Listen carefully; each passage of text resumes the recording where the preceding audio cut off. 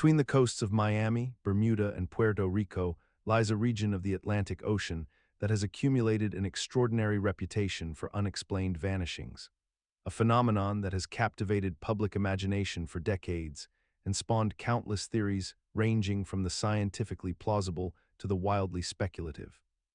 The documented cases within this loosely defined area include the disappearance of Flight 19 in 1945, when 5 Navy bombers vanished during a routine training mission without any distress signal being received, along with the subsequent loss of a rescue aircraft sent to locate them, and the more recent vanishing of the cargo ship USS Cyclops in 1918,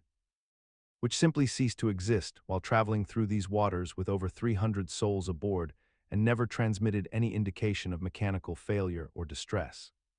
These incidents, along with numerous other maritime and aviation losses spanning several centuries, have been meticulously catalogued and repeatedly cited as evidence that something distinctly unusual occurs within the boundaries of this triangular region. However, when examined with careful scrutiny, the actual data reveals a far more mundane reality than the mythology suggests. For statistical analysis demonstrates that the number of incidents within the Bermuda Triangle occurs at roughly the same rate as disappearances in other heavily trafficked oceanic regions. And many of the most famous cases attributed to the triangle actually occurred outside its commonly accepted boundaries or have been substantially misrepresented in popular retellings.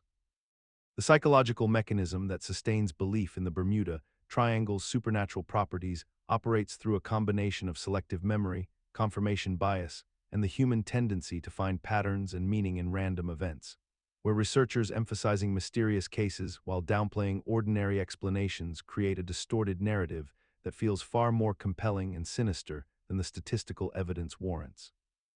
The ocean itself is genuinely dangerous and unpredictable, presenting very real hazards including sudden storms, powerful underwater currents, methane hydrate eruptions from the seafloor that reduce water density and can cause vessels to sink rapidly, magnetic anomalies affecting navigation instruments, and the simple fact that vast stretches of water remain difficult to search, and many lost vessels are never recovered or investigated thoroughly.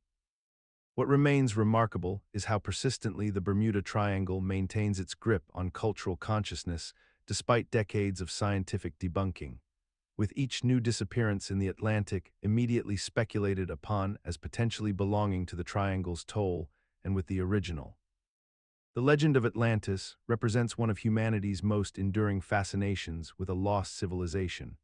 a sunken metropolis of unparalleled technological advancement and cultural sophistication that supposedly vanished beneath the ocean waves in a single catastrophic event.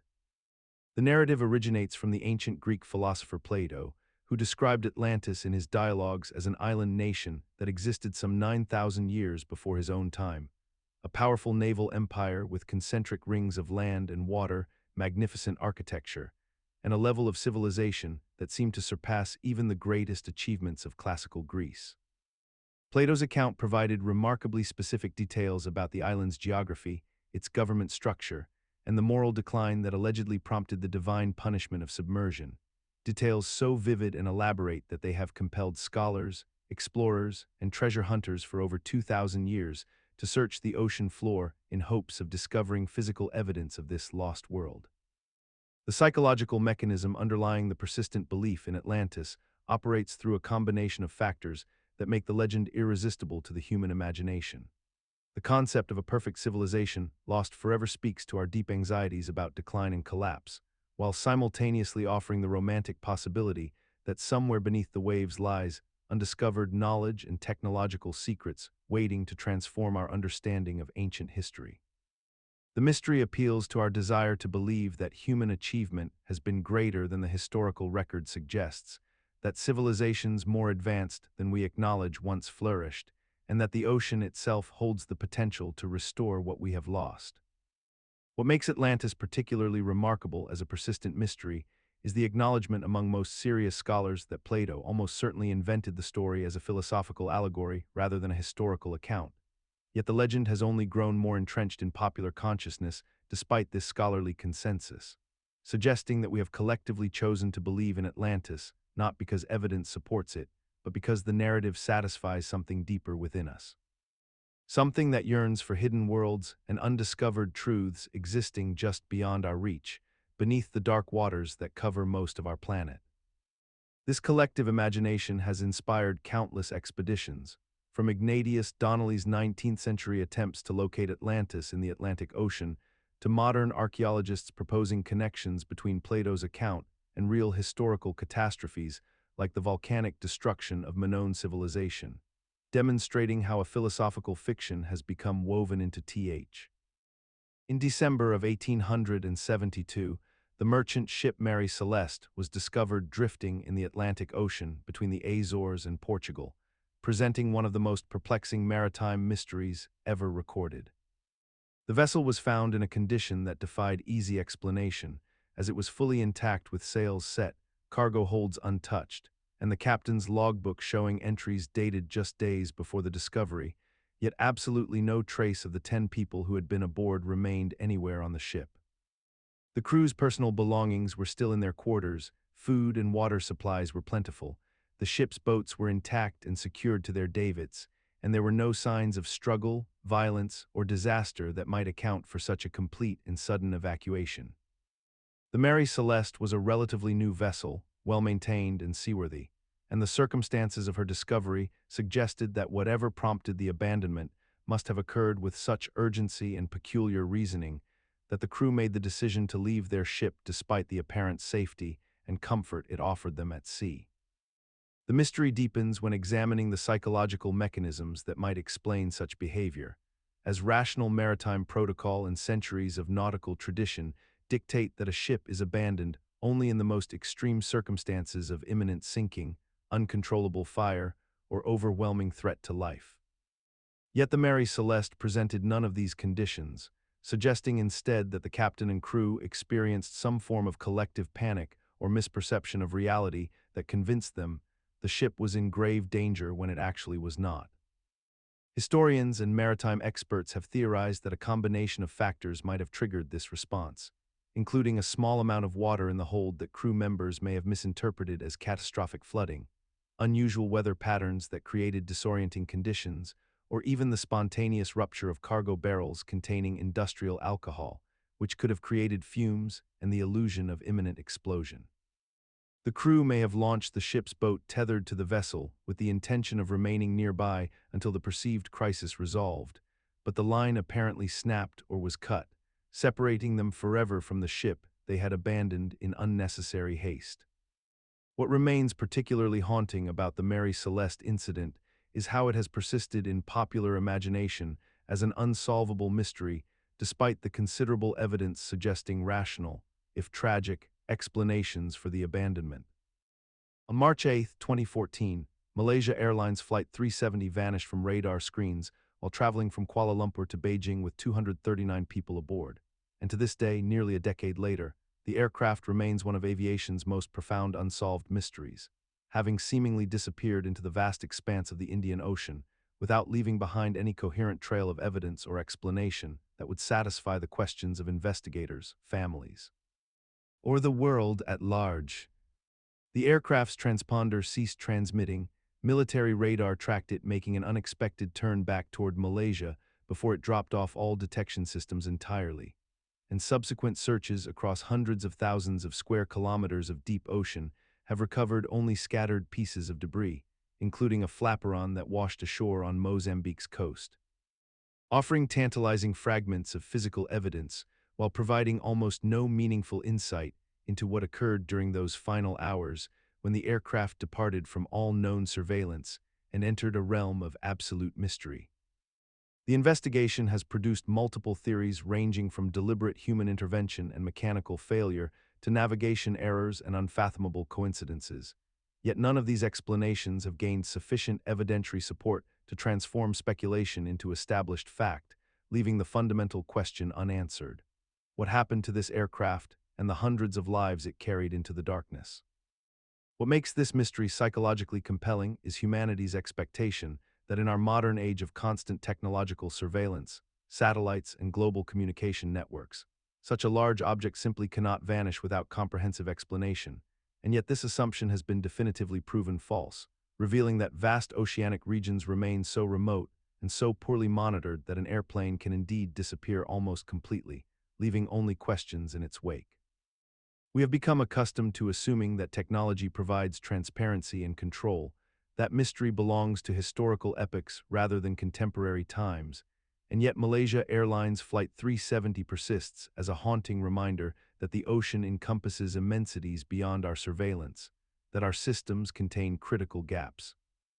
and that sometimes the most sophisticated machines and organized searches cannot penetrate the silence of deep water and distance that holds its secrets without yielding them to inquiry.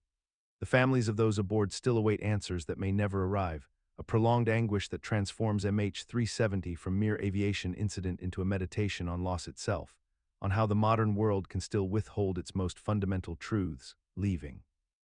In March of 1918, the USS Cyclops, a massive cargo ship serving the United States Navy during the First World War, departed from Barbados with a full load of manganese ore weighing approximately 10,000 tons, destined for Baltimore with a crew of 309 men aboard, yet neither the ship nor any of its crew members would ever be seen or heard from again. Vanishing somewhere in the vast expanse of the Atlantic Ocean, between the Caribbean and the continental United States, in what remains one of the most perplexing maritime disappearances in recorded history. The Cyclops was not a small vessel vulnerable to rough seas, but rather a substantial collier measuring more than 540 feet in length with a reinforced hull designed specifically to withstand the rigors of ocean transport, commanded by experienced Captain George Worley, and equipped with modern communication systems that, despite their technological sophistication, transmitted no distress signal of any kind during the vessel's final voyage. The disappearance of such an enormous ship with such a large crew occurred during a period of heightened naval activity when German U-boats prowled the Atlantic seeking targets, and yet no submarine ever claimed responsibility for the sinking, no wreckage was ever discovered despite extensive search efforts, and no bodies washed ashore to provide even fragmentary evidence of catastrophe, leaving investigators to contemplate how an entire ship and hundreds of human beings could simply cease to exist without leaving behind any meaningful trace of their passage through the world. The psychological mechanism that perpetuates the mystery of the Cyclops centers on the profound human difficulty in accepting genuine randomness and complete absence when confronted with loss at such a monumental scale. For our minds instinctively search for comprehensible narratives that might explain why an entire vessel disappeared, whether through sabotage, structural failure, or enemy action, and when no such narrative can be definitively established. We find ourselves suspended in an unsettling cognitive space where multiple competing theories occupy equal weight, each one plausible yet ultimately unprovable, creating a kind of mental unease that prevents true closure and keeps the incident alive in collective memory far longer than lesser maritime disasters that at least provided answers. The human mind particularly struggles with the concept of absolute absence, the notion that something so massive and so populated could vanish completely without explanation, and this struggle has transformed the Cyclops into a cultural symbol of the ocean's indifference and power, a reminder that nature operates according to principles that sometimes exceed our capacity to Beneath the shallow waters off the coast of Bimini in the Bahamas lies a mysterious arrangement of limestone blocks that stretches for nearly 1,700 feet along the ocean floor, a formation that has captivated researchers, archaeologists, and explorers for decades with its seemingly geometric precision and the profound questions it raises about its origins and purpose. Discovered in 1968 by a pilot named Robert Brush, who noticed the unusual pattern from the air, this submerged structure consists of large rectangular stones fitted together in what appears to be deliberate rows and curves, creating an arrangement that seems far too organized to be entirely natural, yet remains stubbornly resistant to definitive explanation despite countless expeditions and scientific investigations into its composition and age. The blocks themselves are composed of beach rock and limestone, materials found naturally in the region, yet their arrangement suggests intentional placement in a way that defies easy categorization as either purely geological formation or confirmed archaeological artifact, occupying an uncomfortable space between the two possibilities that makes it simultaneously fascinating and frustratingly ambiguous to those who study it. The prevailing skeptical explanation suggests that these formations resulted from natural processes of erosion and limestone cementation, with wave action and tidal movements potentially creating the appearance of human construction through purely mechanical means. A geological mechanism that could theoretically produce such patterns without requiring any intentional human intervention whatsoever. Yet despite the availability of this rational explanation, the Bimini Road has persisted in popular imagination as a potential remnant of the lost civilization of Atlantis, or evidence of advanced ancient maritime cultures whose technological capabilities far exceeded what mainstream archaeology typically acknowledges, suggesting that our psychological need for mystery and lost grandeur sometimes supersedes our acceptance of simpler geological explanations. The structure remains partially mysterious precisely because it sits in this liminal zone where natural explanation and human construction cannot be definitively separated, allowing both skepticism and speculation to coexist indefinitely without resolution, creating an enduring enigma that continues to attract researchers and dreamers alike to these shallow Caribbean waters, seeking answers that the ocean seems determined to withhold. Keeping the Bimini Road suspended between science and speculation in perpetuity. In the depths of the Baltic Sea, approximately 90 kilometers southeast of Stockholm, Sweden, lies one of the ocean's most peculiar and controversial discoveries, a massive circular formation resting on the seafloor at a depth of about 85 meters, which was first detected in 2011 by Swedish researchers using advanced sonar technology during an expedition to investigate methane seeps in the region.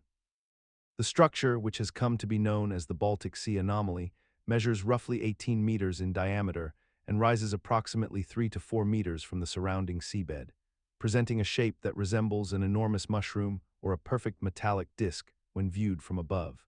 characteristics that immediately captured the imagination of both serious oceanographers and enthusiasts of unexplained phenomena. The formation's appearance, combined with its geometric precision and the metallic-looking material that seems to compose its surface, sparked immediate speculation about its origins, with some observers suggesting extraterrestrial involvement or evidence of an underwater vessel, while others proposed more conventional explanations rooted in natural geological processes. From a scientific perspective, researchers have advanced several theories to account for the anomaly's existence, including the possibility that it represents a glacial deposit left behind from the last ice age, or perhaps a geological formation created through volcanic activity, or even a natural concretion that developed over thousands of years as minerals precipitated around a central core. All of which are mechanisms well understood by marine geology and require no extraordinary explanations. The psychological mechanism underlying the persistent fascination with the Baltic Sea anomaly relates fundamentally to humanity's deep-seated tendency to seek patterns and assign intentional design to ambiguous natural phenomena, a cognitive pattern that becomes especially pronounced when we encounter objects in extreme or inaccessible environments like the deep ocean, where our direct observation is limited and our understanding feels incomplete, creating fertile ground for alternative interpretations. What remains striking about this phenomenon is how the anomaly has retained its status as a genuine mystery despite multiple expeditions and considerable scientific attention, and despite the absence of any tangible evidence supporting the more sensational theories. The formation continues to generate substantial public interest and speculation, suggesting that our fundamental uncertainty about the deep ocean's contents persists regardless of how many times we return to investigate its secrets. Off the coast of Yonaguni Island in Okinawa Prefecture, Japan, approximately 85 feet beneath the surface of the East China Sea, there exists a massive submerged rock formation that has captivated researchers, archaeologists, and oceanographers for decades with its peculiar geometric characteristics and the profound questions it raises about human history and geological processes. The structure measures roughly 250 meters in length and extends across a substantial underwater plateau, featuring what appear to be distinct terraces, right angles, flat surfaces, and what some observers have described as carved blocks or intentional architectural arrangements that would be extraordinarily sophisticated if created by human hands. The formation was first documented by a Japanese sport diver named Carroll A in 1987, who reported finding these unusual underwater structures and subsequently brought them to the attention of the scientific community, sparking an ongoing debate that has persisted across 3 decades of investigation and study. The psychological mechanism driving the fascination with Yonaguni rests fundamentally on humanity's ancient desire to uncover evidence of lost civilizations and advanced prehistoric cultures, a yearning that taps into our deep curiosity about what secrets might be hidden beneath the ocean's surface and what achievements our ancestors might have accomplished before recorded history began. When humans encounter ambiguous natural formations, our pattern-seeking brains tend to organize seemingly random shapes into meaningful structures, detecting intentionality where geological and hydrodynamic processes may have operated alone, a cognitive tendency that transforms an unusual rock formation into a potential artifact of vanished human ingenuity. Mainstream geological analysis suggests that the Yonaguni Monument represents the result of natural jointing, fracturing, and erosion processes unique to the granite and sandstone composition of the formation, combined with wave action and water movement that has shaped the structure over thousands of years into configurations that merely resemble human construction. Yet despite the compelling geological explanations and the absence of any definitive archaeological evidence of human involvement, the monument persists in popular imagination as a genuine mystery, a tantalizing possibility of lost ancient engineering that refuses to be entirely dismissed, suggesting that we remain profoundly unwilling to accept that nature alone can produce formations that echo the geometric precision we associate with human design and intention. In February of 1935, the Dutch freighter SS Ourang Medan allegedly vanished from the waters near the Strait of Malacca in Southeast Asia, leaving behind one of the most haunting maritime mysteries ever recorded, a tale so strange and disturbing that it has persisted through nearly a century of retelling, despite the fact that concrete evidence of the ship's actual existence remains frustratingly elusive. According to the fragmentary radio distress signals intercepted by other vessels in the area, the crew of the Ourang Medan sent out desperate messages describing an incomprehensible horror unfolding aboard their vessel,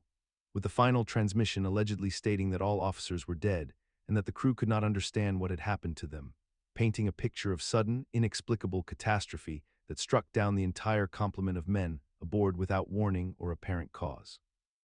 When rescue ships eventually located the vessel and boarded it to investigate the source of these mysterious transmissions, they discovered a ship frozen in time, a vessel perfectly intact but utterly abandoned and devoid of human life, with the crew found scattered throughout various compartments in grotesque positions, their faces twisted into expressions of such profound terror and anguish that the rescuers themselves were reportedly traumatized by the sight and left the ship,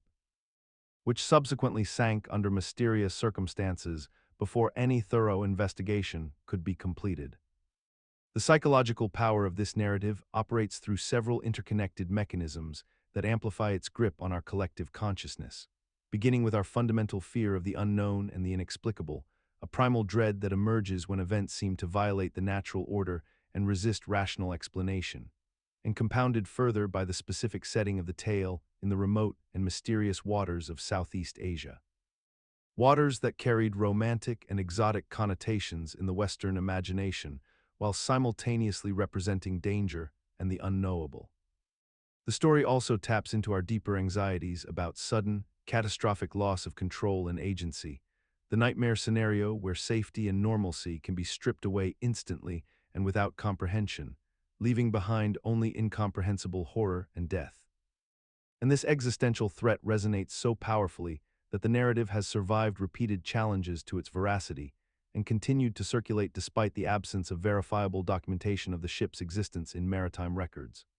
Yet this paradox, a mystery that endures precisely because it cannot be verified, reveals something profound about how stories function in human culture, transforming unconfirmed narratives into psychological truths that shape our understanding. In the western Pacific Ocean, roughly 200 kilometers east of Japan's Izu Peninsula, there exists a region known as the Devil's Sea, called Mono Yumi in Japanese, a name that translates quite literally to the Sea of Demons, and this area has acquired a reputation remarkably similar to that of the more famous Bermuda Triangle.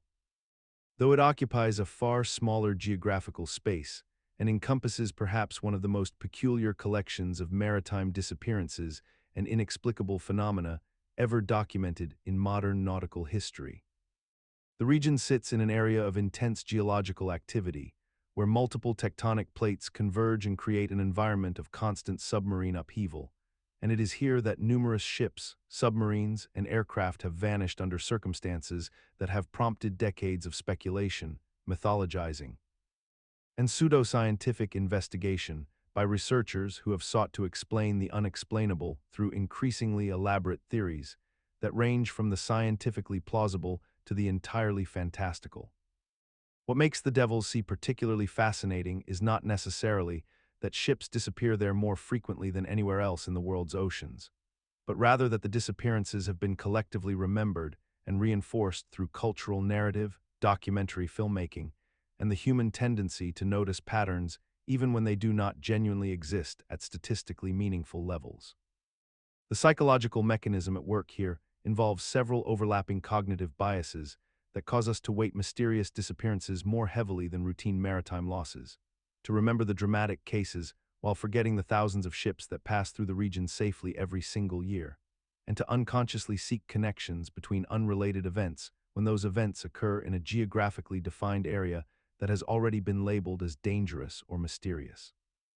We focus intensely on the few cases that remain genuinely unexplained while overlooking the explanations that have been found for the majority of incidents, whether those explanations involve sudden underwater volcanic activity, methane eruptions from the seafloor that can dramatically reduce water density and cause ships to sink, powerful ocean currents that can overwhelm unprepared vessels, or simple human error combined with mechanical failure in one of the world's most challenging maritime environments. The Devil's Sea persists in our collective imagination not because the evidence for its supernatural or anomalous properties has strengthened over time, but rather because the narrative of its mysteriousness has been repeatedly reinforced through popular media, sensationalized documentaries, and the fundamental human desire to believe that mystery still exists in our world, th. On December 5, 1945, 5 United States Navy Avenger torpedo bombers took off from Fort Lauderdale Naval Air Station in Florida under the command of Lieutenant Charles Carroll Taylor, beginning what should have been a routine training mission that would ultimately become one of aviation's most perplexing mysteries. The flight, designated as Flight 19, consisted of 14 airmen whose task was to fly a triangular patrol pattern over the Atlantic Ocean, traveling east for 56 miles, then north for 40 miles, then southwest back to the base, a journey that under normal circumstances would have taken just 2 hours. Within approximately 90 minutes of departure, Flight 19 radioed back to the tower with a troubling message indicating that their instruments were malfunctioning and that they could not determine their position, with Lieutenant Taylor reporting that both his compasses had failed and that they seemed to be heading in the wrong direction, unable to identify landmarks despite the clear weather conditions.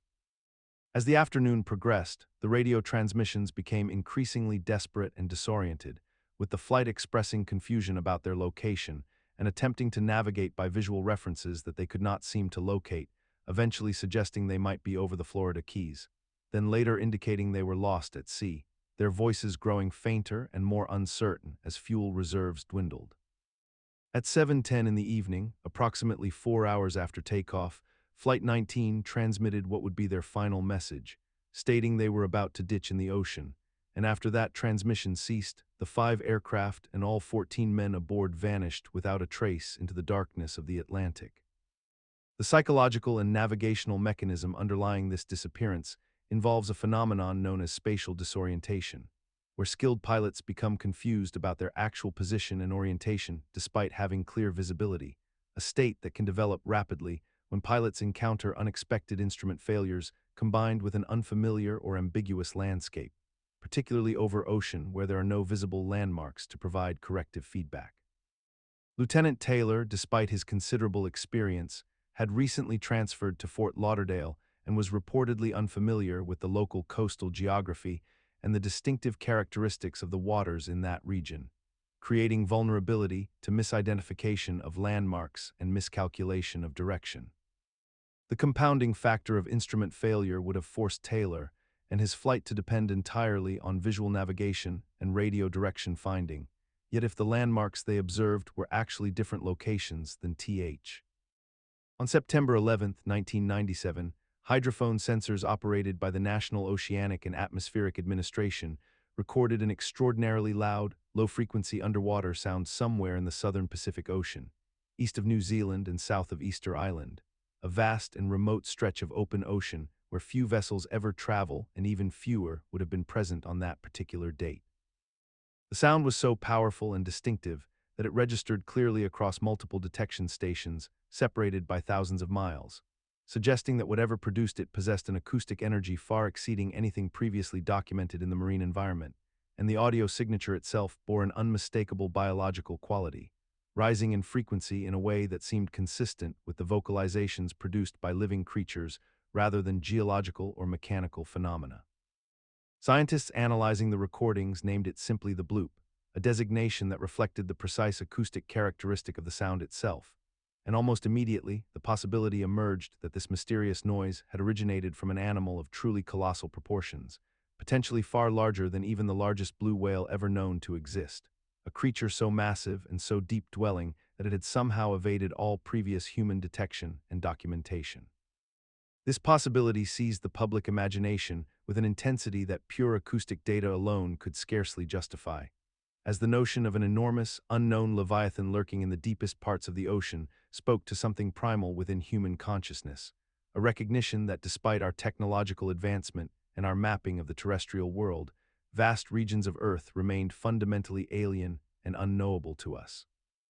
Yet the psychological mechanism underlying this fascination reflects how readily we project narrative meaning onto ambiguous sensory data,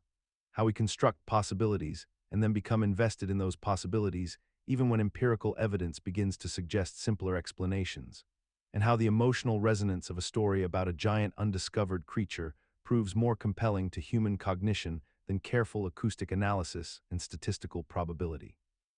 The sound was eventually attributed to icequakes and calving events from ice shelves and glaciers, phenomena that produce distinctive low-frequency sounds perfectly capable of traveling vast distances through water, and the acoustic signature that seemed so uniquely biological actually aligns well with known physical processes. Yet decades after this explanation gained scientific consensus, the bloop persists in popular consciousness as a genuine mystery. An unsolved enigma that might still represent something undiscovered, demonstrating how. Deep beneath the surface of the western Pacific Ocean lies the Mariana Trench, a submarine canyon so profound and so remote that it represents one of the final unexplored frontiers of our own planet, a place where the pressure reaches nearly 11,000 meters below sea level and where sunlight has never penetrated, creating an environment so alien and inhospitable that fewer humans have stood at its deepest point than have walked upon the moon. The trench measures approximately 2,000 kilometers in length and varies in width from 1 to 69 kilometers, and within its darkest recesses, at a location known as Challenger Deep, the pressure of the surrounding water reaches approximately 1,100 atmospheres, a force so immense that it would compress the human body in milliseconds, reducing it to something almost unrecognizable beneath the weight of countless tons of seawater pressing down from above. The temperature at these depths hovers just above freezing, and the darkness is absolute and complete, interrupted only by the bioluminescent flashes of creatures that exist nowhere else on Earth, organisms that have adapted to conditions so extreme that they seem to violate our fundamental understanding of what life can actually tolerate and survive. We know the depths of the Mariana Trench through only a handful of manned expeditions and remotely operated vehicles, yet despite all our technological advancement and all our capability to explore space, we have sent fewer missions to the deepest ocean than we have sent to explore distant planets, suggesting that the immense pressure and crushing depths of the ocean present challenges that remain stubbornly resistant to our current methods and approaches. The psychological resistance to deep ocean exploration stems partly from the sheer unknowability of what awaits in those black waters, partly from the genuine danger and the finality that such exploration entails, and partly from the fact that the ocean depths seem fundamentally removed from human experience and concern, existing in a realm that feels more theoretical than tangible. Yet paradoxically, we continue to mine and extract resources from the ocean while leaving its deepest secrets largely untouched, and we remain fascinated by the mystery of it all even as we accept with remarkable passivity that vast portions of our own world will likely remain unknown throughout our lifetimes. Acceptance that speaks to how thoroughly we have normalized the idea that some places are simply meant to remain forever beyond our understanding. Perhaps this acceptance reflects a deeper truth, that true exploration requires not just technology, but a willingness to confront the limits of human dominion, to accept that some frontiers may yield their secrets only gradually, if deep in the ocean's most remote trenches, where sunlight never penetrates and pressure crushes with unimaginable force, exists a persistent theory that refuses to die. The Megalodon, a massive prehistoric shark that ruled the oceans for roughly 20 million years before going extinct approximately 3.5 million years ago, might somehow still survive in the deepest, most inaccessible regions of our planet's waters. This creature, which could grow to lengths of 60 feet or more with teeth the size of human hands, represents the apex of prehistoric marine predation, and the idea that such a colossal animal could have escaped extinction and continued existing in the unexplored depths speaks to something profound within human imagination. The theory persists despite overwhelming paleontological evidence, suggesting that Megalodon disappeared long before modern humans walked the Earth, and despite the fact that such an enormous creature would require massive quantities of food that would be nearly impossible to sustain in deep ocean environments where prey is sparse and scattered. The mechanism behind this belief operates through a combination of psychological factors. Our profound ignorance about the ocean's deepest regions, which remain less explored than the surface of the moon, creates a vacuum that speculation readily fills. The occasional discovery of enormous squid and other creatures previously thought mythical reinforces the notion that the deep ocean might harbor equally astounding surprises. And the sheer visceral appeal of Megalodon, with its size and power, makes it an irresistible subject for wonder and theoretical possibility. What makes this theory particularly resilient is that it cannot be definitively disproven through conventional methods, since proving a negative across millions of square miles of ocean floor remains essentially impossible, and this epistemological gap allows the Megalodon survival hypothesis to persist in cultural consciousness despite scientific consensus firmly rejecting it. The legend endures not because evidence supports it, but because the ocean's genuine mystery and our limited understanding of it create a psychological space where such ideas flourish, where the unknown becomes a canvas for our deepest fascinations with the prehistoric and the powerful. This phenomenon reflects a broader human tendency to populate unexplored frontiers with the creatures of our imagination, from sea serpents to the Loch Ness Monster, suggesting that Megalodon's survival in our collective consciousness says less about the shark itself and more about our need to believe that mystery and wonder still exist in a world where most places have been mapped and most secrets seemingly revealed. Deep beneath the surface of our oceans, in the perpetual darkness of the abyssal zone, exists a creature that has captivated human imagination for centuries, a being so elusive and mysterious that its very existence straddled the line between scientific fact and maritime legend until remarkably recent times. The giant squid, a cephalopod of extraordinary proportions, has been the subject of countless sightings, reports, and accounts spanning from ancient seafaring cultures all the way through to modern scientific expeditions. Yet despite our technological advancement, reliable encounters with living specimens remain extraordinarily rare and difficult to verify. Fishermen throughout history have reported glimpses of enormous tentacles breaking the surface of tempestuous seas, tales of creatures with eyes the size of dinner plates and bodies stretching the length of fishing vessels, accounts that seemed fantastical to land-dwelling skeptics who had no frame of reference for such remarkable beings. These sightings gained particular credibility when specimens began washing ashore, dead or dying, providing physical evidence that something genuinely massive did indeed prowl the ocean depths. Yet these stranded specimens only deepened the mystery rather than solving it, as scientists could examine their bodies, but never their behavior, never their true nature in their natural habitat. The psychological mechanism driving belief in these creatures operates on a fundamental level of human cognition, our instinctive need to populate the unknown with tangible explanations, to transform the abstract terror of the deep ocean into something we can name, measure, and theoretically understand.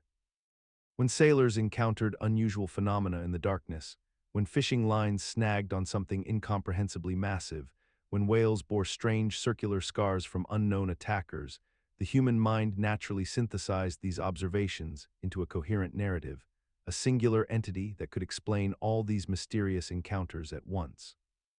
What persists most remarkably is how we have now normalized the giant squid despite having documented so little direct evidence of its living behavior, treating it as established fact when in reality we know far more about distant galaxies than we do about these creatures that inhabit our own planet.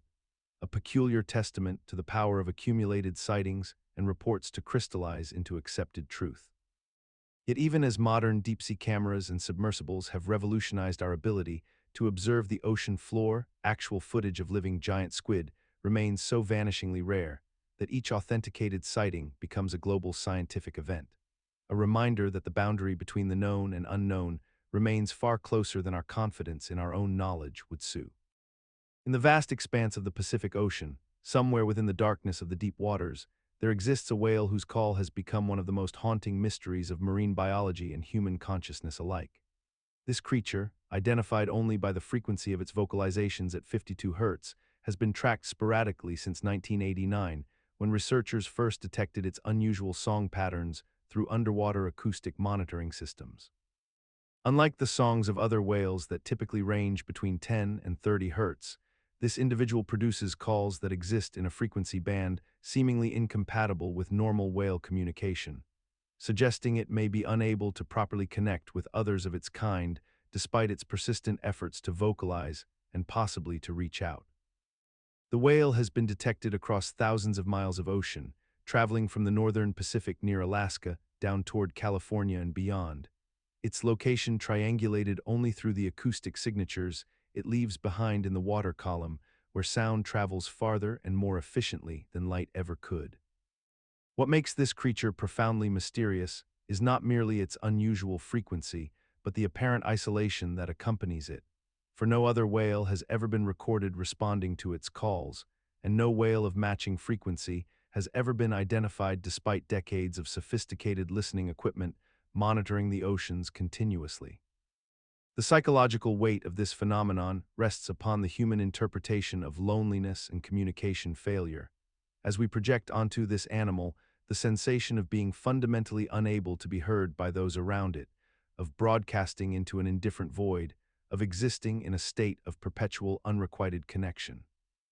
Yet this interpretation itself becomes normalized within our cultural consciousness, transforming a scientific observation into a metaphorical representation of isolation that speaks to human anxieties about being misunderstood or unable to connect with others despite our most genuine efforts to communicate. We have created a narrative around this whale that persists independent of what the creature actually experiences, turning it into a symbol of loneliness that resonates deeply within the collective human imagination, even as we continue to know almost nothing definitive about its actual emotional state, or whether it experiences isolation the way humans might. The 52 Hz whale endures in our consciousness as both a mystery and as a projection, a real animal whose genuine existence we have obscured beneath layers of meaning we have constructed. Deep beneath the ocean's surface, in various locations around the world, sonar imagery and underwater exploration have revealed geometric structures that bear a striking resemblance to pyramids, fueling decades of speculation about their origins and purposes. The most famous of these underwater formations have been documented off the coast of the Azores, near Japan, in the Mediterranean Sea, and in other deep water zones, where explorers using submersibles and advanced scanning technology have photographed what appear to be perfectly symmetrical pyramid shapes rising from the seafloor. These structures, some measuring hundreds of feet in height, possess geometric precision that seems far too deliberate to be the result of natural erosion or geological processes alone. Yet scientists who have examined them closely note that many of these formations can be explained through the lens of pareidolia, which is the psychological phenomenon wherein the human brain automatically seeks and recognizes familiar patterns, especially faces and structured shapes, even when observing random or naturally formed geological features. When confronted with sonar data or underwater footage of rocky outcrops, deep-sea ridges, and tectonic formations that have been shaped by millions of years of geological processes, our minds instinctively organize these images into recognizable forms because pattern recognition is a fundamental survival mechanism that has been hardwired into human consciousness since our earliest evolutionary stages. The persistence of underwater pyramid theories, despite the availability of geological explanations, suggests that there exists within human culture a deep need to attribute intentionality and ancient wisdom to unexplained phenomena. particularly when those phenomena occur in remote or inaccessible locations like the deep ocean, where direct observation and verification remain extraordinarily difficult and expensive, thus allowing alternative narratives to flourish in the absence of definitive proof or comprehensive scientific investigation. This tendency is further amplified by the democratization of information through the Internet, where anecdotal reports, speculative documentaries, and user-generated underwater footage can rapidly accumulate followers and cultural momentum, creating self-reinforcing communities of believers who interpret ambiguous evidence through a confirmatory lens, ultimately demonstrating how our relationship with mystery and the unknown reflects our psychological needs as much as it reflects geological reality. Yet despite this psychological framework, the absence of archaeological artifacts, inscriptions, or structural evidence of human construction around these formations remains the most compelling argument for their natural origin, suggesting that the und. Imagine standing on the deck of a ship in the middle of the open ocean, perhaps somewhere in the Indian Ocean or the waters around Southeast Asia, when suddenly the sea around you begins to glow with an ethereal, luminescent quality that transforms the entire surface of the water into something resembling a vast, glowing milk bath stretching toward the horizon in all directions. This phenomenon, known as the Milky Sea or Mariel as some sailors have called it throughout history, is a bioluminescent event where the entire ocean surface becomes suffused with a pale, ghostly light that can illuminate the surrounding darkness with an intensity that seems almost supernatural in its uniformity and eerie beauty. Mariners who have witnessed this remarkable occurrence describe navigating through waters that appear to be composed of some luminous liquid rather than the normal dark ocean, with the glow extending beneath the surface in ways that create an almost three-dimensional quality to the light. And historical accounts suggest that entire ships can be clearly visible in the middle of the night despite the absence of any moon or stars overhead. The scientific explanation involves bioluminescent bacteria, primarily of the genus Vibrio, which create light through a chemical reaction known as bioluminescence. And when these microorganisms achieve a certain density in the water column through a process called quorum sensing, they synchronize their light production in vast coordinated waves that spread across potentially thousands of square kilometers of ocean surface. This coordinated bacterial light production is thought to occur when nutrient-rich conditions or certain environmental triggers create ideal breeding grounds for these luminescent organisms, and the bacteria themselves may benefit from the collective light production through mechanisms not yet fully understood by modern science, possibly using it for communication or predator deterrence on a microscopic scale.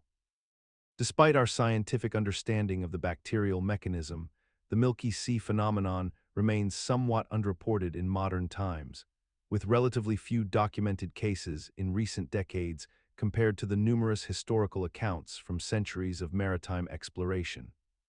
which suggests that either these events are becoming rarer or that contemporary ocean observation methods have simply become less likely to encounter and record such occurrences in the way that isolated sailors once did.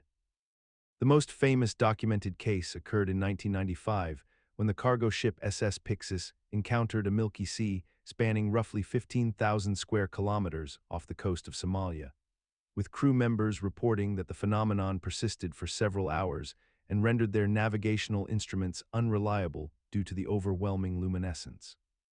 Deep within the ocean's surface, there exists a phenomenon that has puzzled maritime scientists and sailors alike for centuries,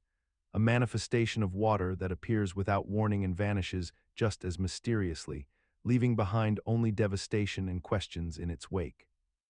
Rogue waves, sometimes called freak waves or monster waves, are enormous walls of water that can reach heights of up to 100 feet or more, appearing seemingly from nowhere in seas that moments before were considered manageable and relatively calm. These waves have been responsible for the loss of numerous ships, the destruction of oil platforms, and the deaths of countless sailors who found themselves entirely unprepared for the sudden emergence of such tremendous force. The formation of rogue waves has long remained one of the ocean's most elusive mysteries, defying simple explanation and challenging our fundamental understanding of how wave mechanics function in open water environments.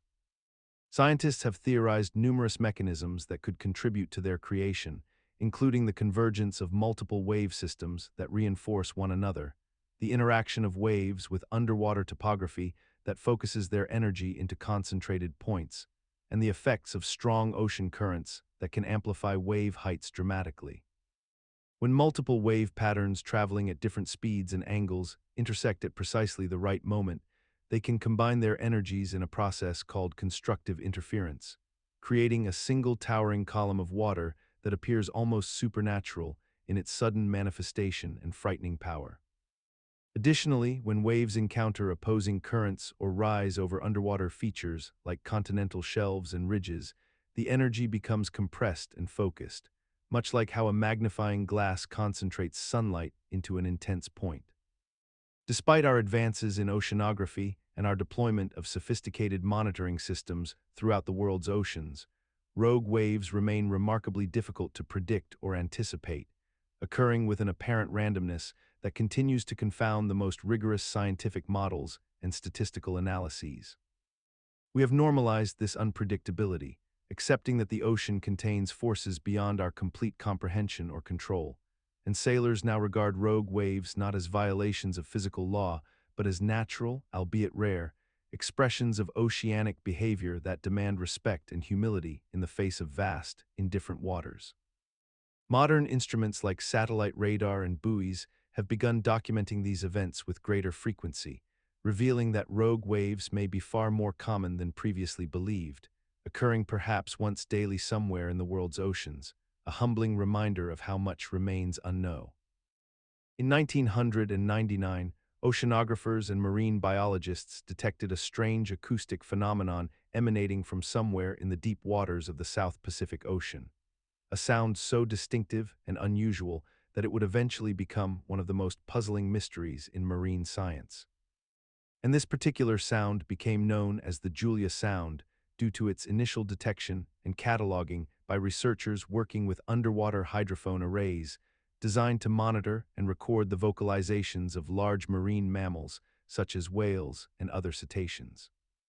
The Julia Sound itself possesses characteristics that do not easily fit into any known category of marine animal communication, presenting as a series of complex and resonating tones that seem to travel across vast oceanic distances with remarkable clarity and persistence, displaying a pattern that repeats with such regularity and precision that it suggests either an extremely specialized biological process or perhaps an entirely novel source altogether.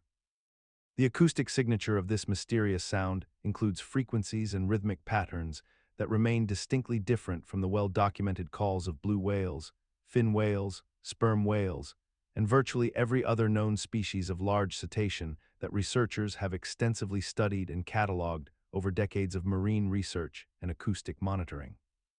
What makes the Julia Sound particularly compelling as a genuine mystery is that despite intensive investigations and advanced acoustic analysis techniques, scientists have been unable to definitively identify any source organism or mechanical origin that could account for all of its peculiar characteristics. Yet the sound continues to be detected periodically throughout certain regions of the South Pacific, recorded on underwater microphone networks with remarkable consistency. The persistence of this sound without a clearly identified source represents a gap in our understanding of marine life and ocean phenomena. Yet rather than treating it as a profound mystery deserving of dedicated research expeditions and specialized investigation, the scientific community has largely moved on to other pursuits and inquiries, allowing the Julia Sound to remain in a kind of liminal space between acknowledgement and obscurity. Accepted as something that exists but not something that demands immediate explanation or resource allocation.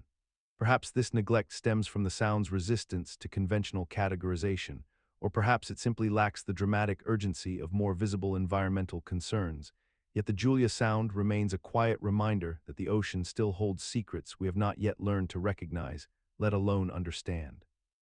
In 1997, the National Oceanic and Atmospheric Administration's underwater acoustic monitoring system detected a sound so unusual and powerful that it would come to be known as the upsweep,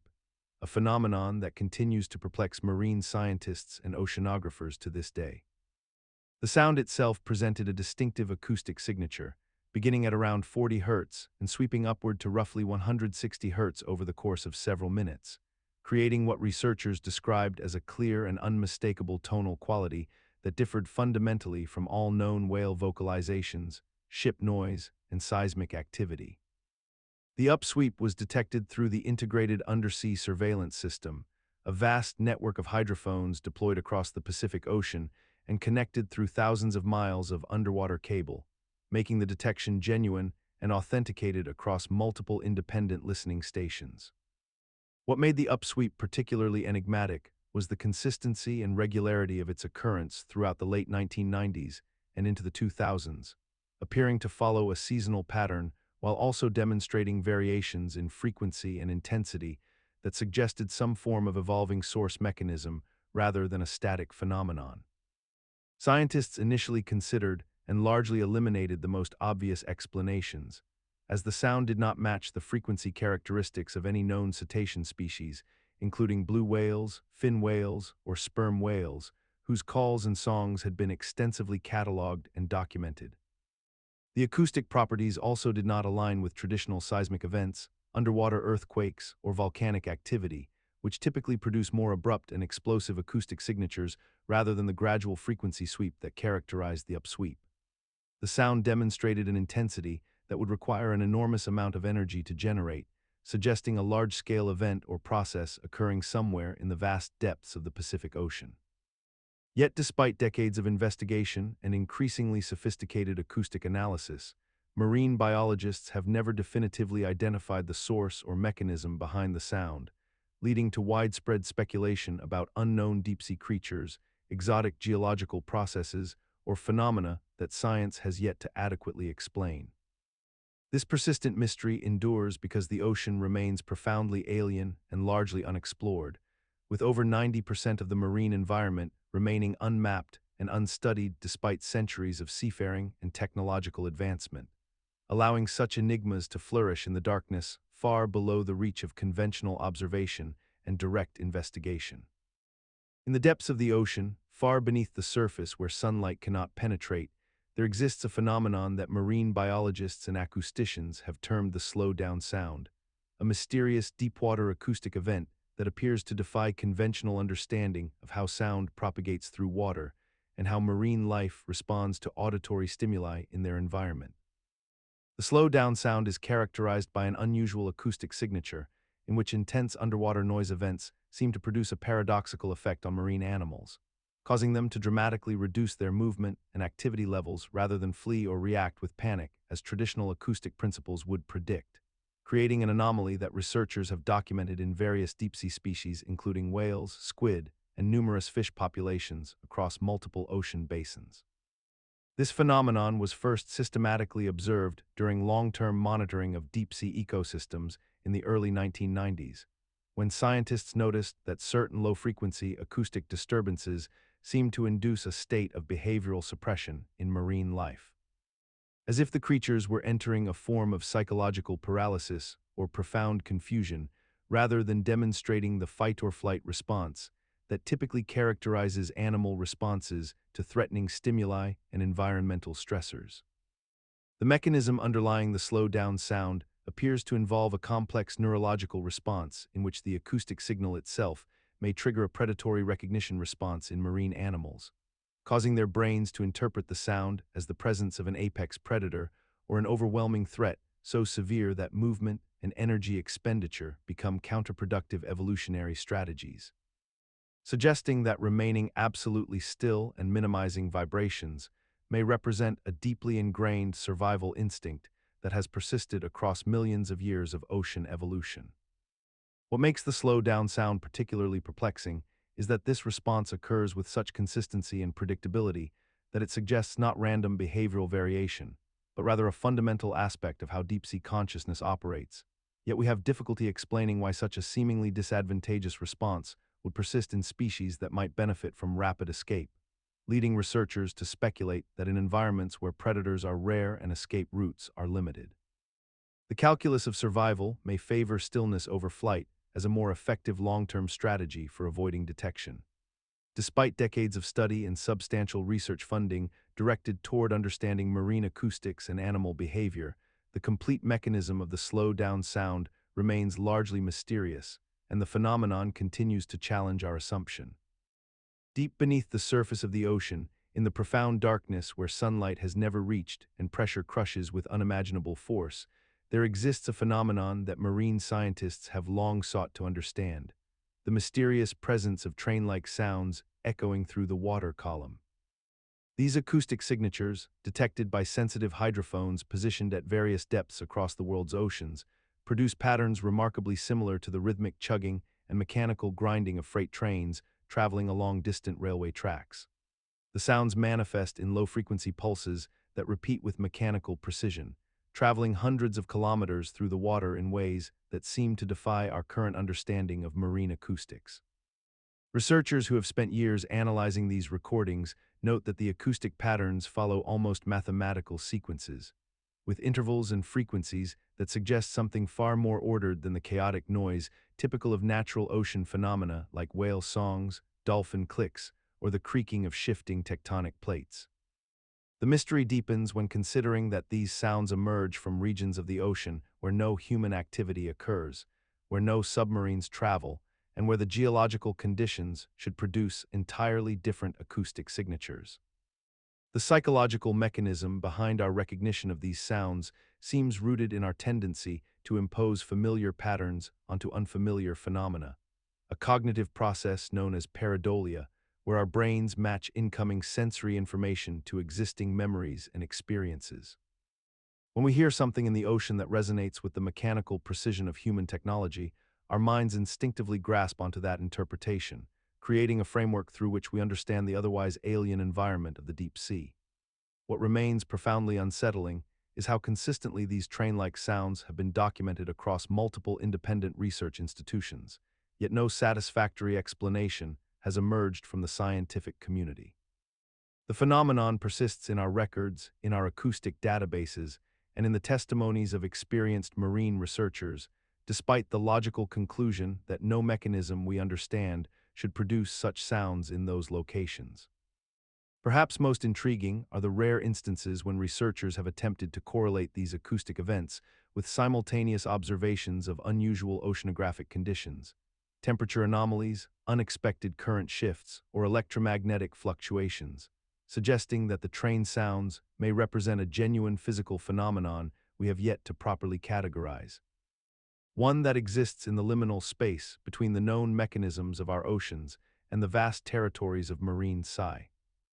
In the depths of the ocean, specifically in the waters surrounding Antarctica and in various regions of the southern hemisphere, marine biologists and acoustic researchers have documented a mysterious low-frequency sound that has puzzled the scientific community for decades, a sound so distinctive and yet so difficult to attribute to any known species that it has earned the colloquial name of the whistle sound deep,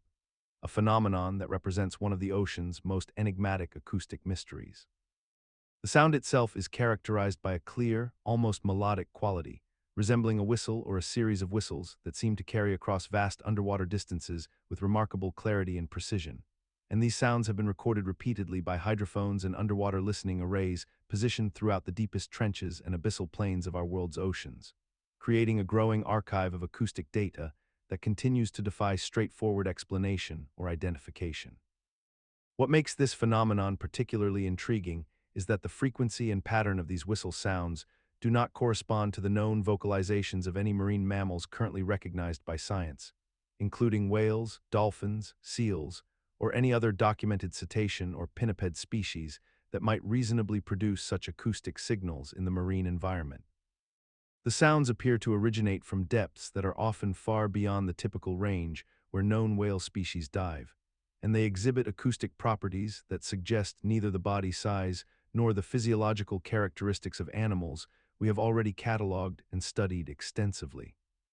The psychological mechanism that drives our continued investigation of these sounds relates fundamentally to our inherent human need to categorize and understand the natural world around us. And when something does not fit neatly into existing categories, it creates a cognitive tension that compels us to seek explanation, investigation, and ultimately resolution. Yet despite decades of underwater monitoring, technological advancement in hydrophone sensitivity, and increased international collaboration among marine acoustic specialists, the source of these whistle sounds remains unidentified and continues to produce new recordings that resist definitive attribution.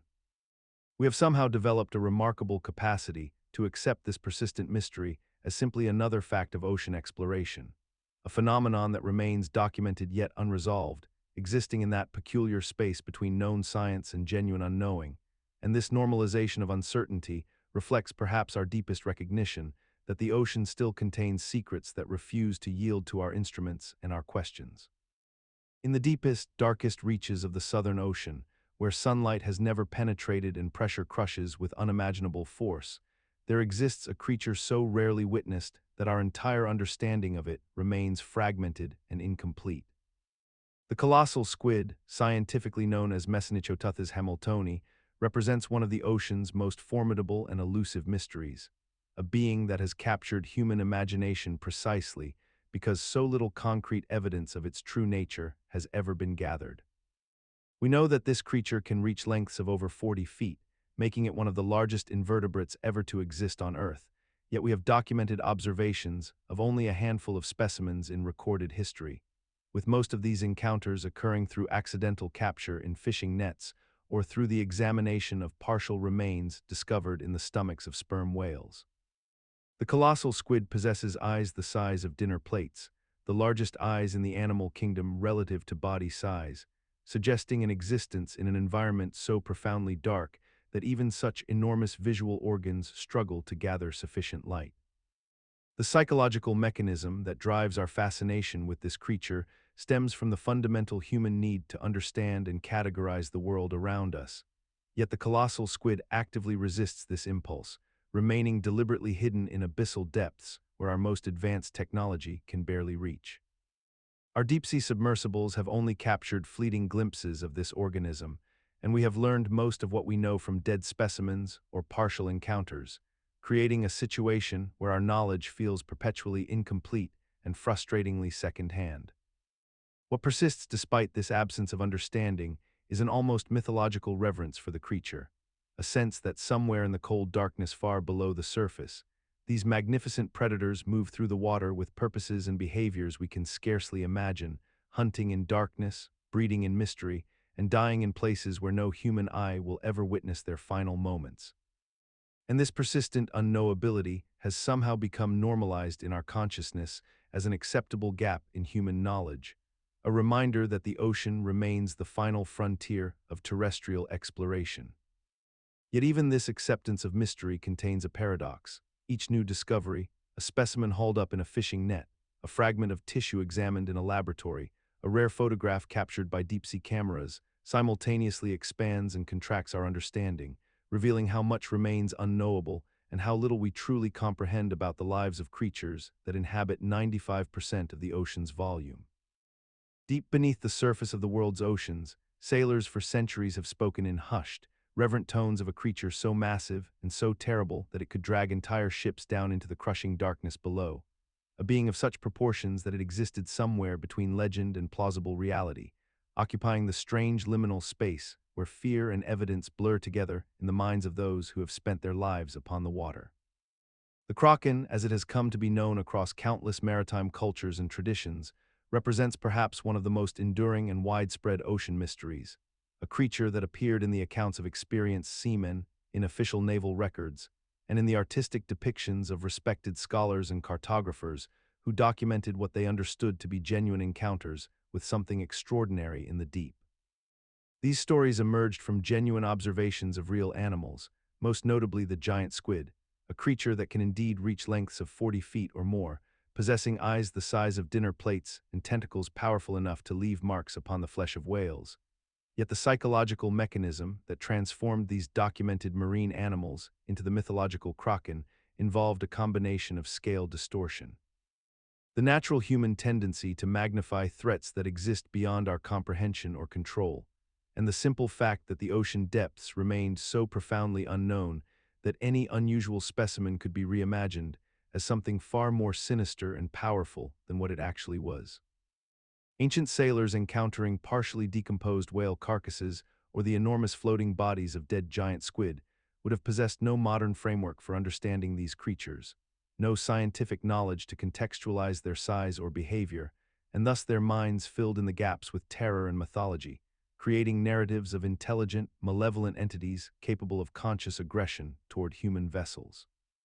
What persists today, even as we have photographed and studied giant squid in their natural habitats, is a fascination with the possibility that something even larger might still exist in the deepest trenches and most remote corners of the ocean. That perhaps our knowledge remains incomplete enough to allow for genuinely undiscovered species that approach the scale of legend.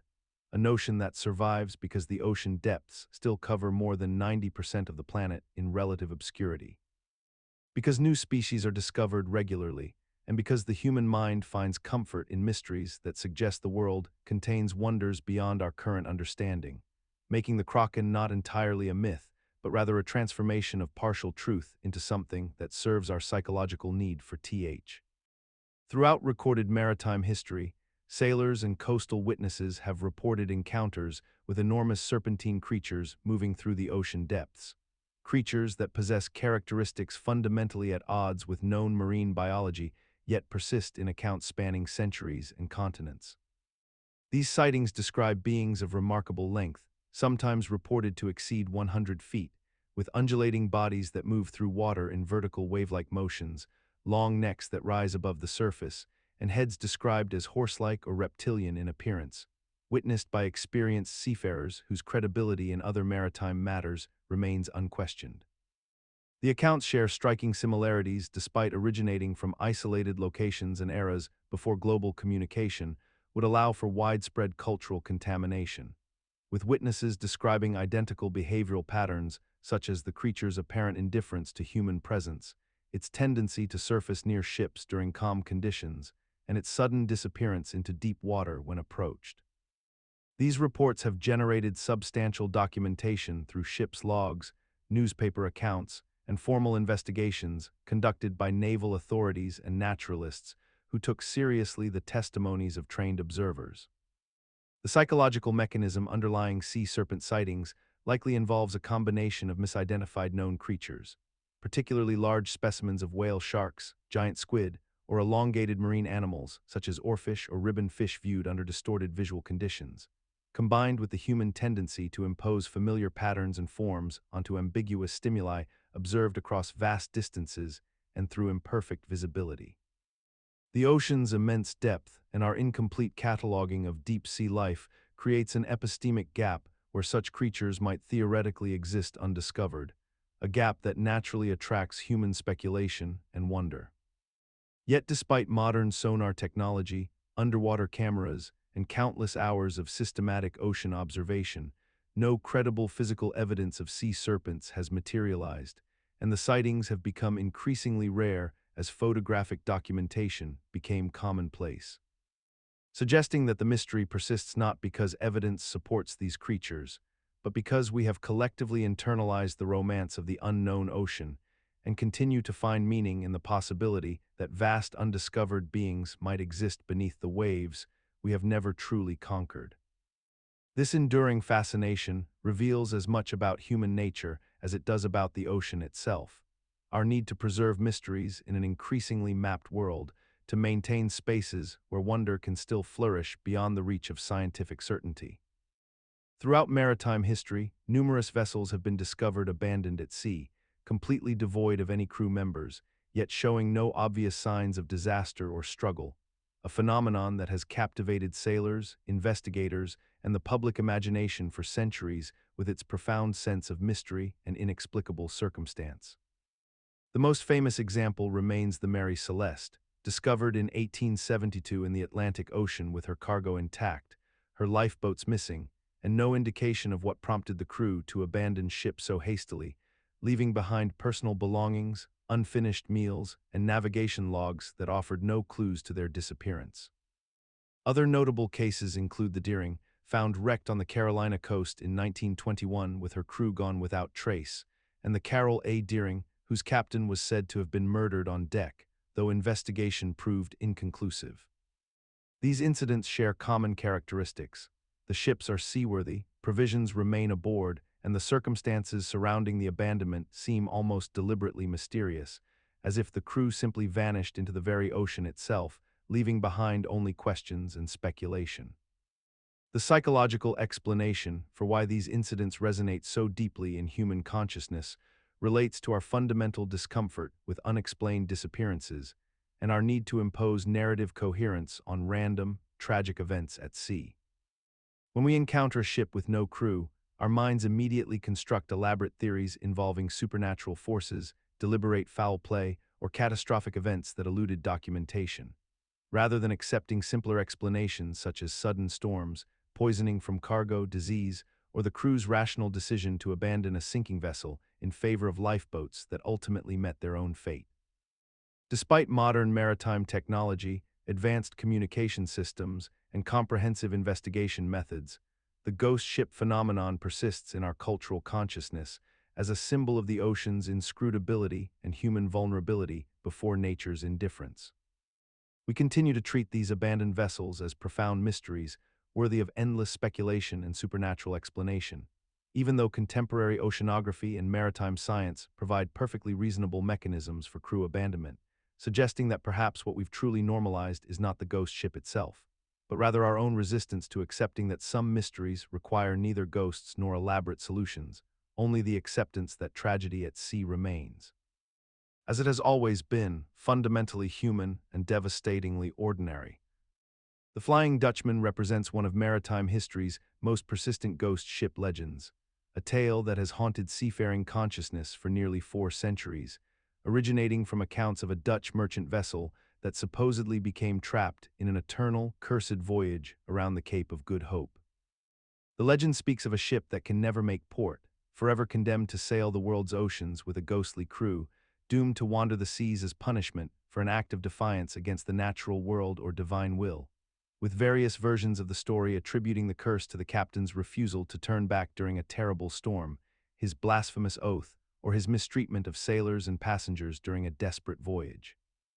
Historical records suggest that the original Flying Dutchman was likely the merchant vessel Batavia, or possibly another Dutch trading ship, that encountered genuine maritime catastrophe around the Cape during the 17th century,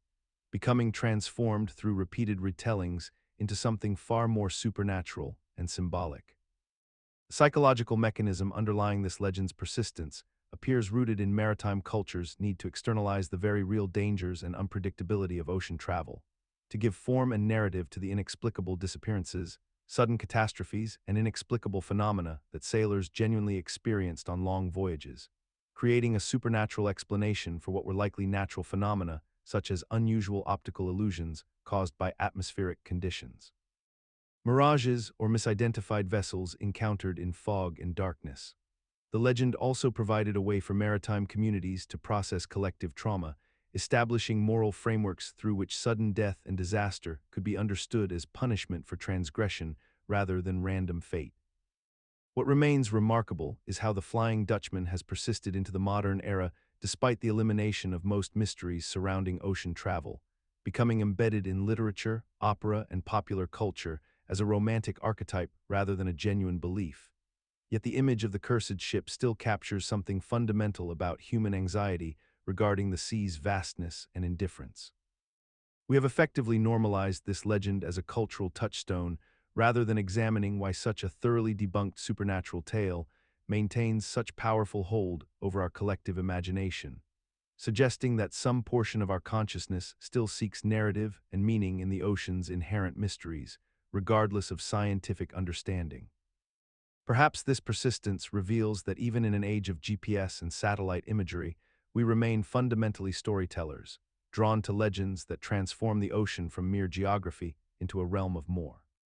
In January of 1921, the merchant ship Carroll A, a 5-masted schooner that had sailed the Atlantic for years without incident, was discovered abandoned and listing heavily on the Diamond Shoals near Cape Hatteras, North Carolina, a treacherous stretch of water known for claiming vessels throughout maritime history. The ship appeared to have been deliberately run aground, with her anchors cut and her sails still set in a way that suggested someone had made a calculated decision to strand her there rather than allowing her to sink naturally in deeper waters. The crew, numbering around 10 men under the command of Captain William H. Wormel, had vanished without leaving any clear indication of what had transpired during what should have been a routine voyage from Rio de Janeiro to Baltimore. What made this disappearance particularly enigmatic was that the ship's physical condition revealed almost nothing about foul play or disaster. There were no signs of violence, no blood on the deck, no indication of struggle or chaos that might explain the sudden evacuation. The logbooks were missing, personal effects were left behind, and the lifeboats remained secured to the vessel, suggesting that if the crew had abandoned ship, they must have done so on the water without their own means of flotation, an act of desperation that implies circumstances far more dire than the ship's undamaged state would indicate. Over the following decades, numerous theories emerged to explain the Carroll A. Deering's fate, ranging from piracy and mutiny to the intervention of German submarines that supposedly survived the First World War and operated as rogue vessels in the Atlantic, each theory attempting to rationalize how a fully functional ship could be deliberately grounded while its entire crew vanished into complete obscurity.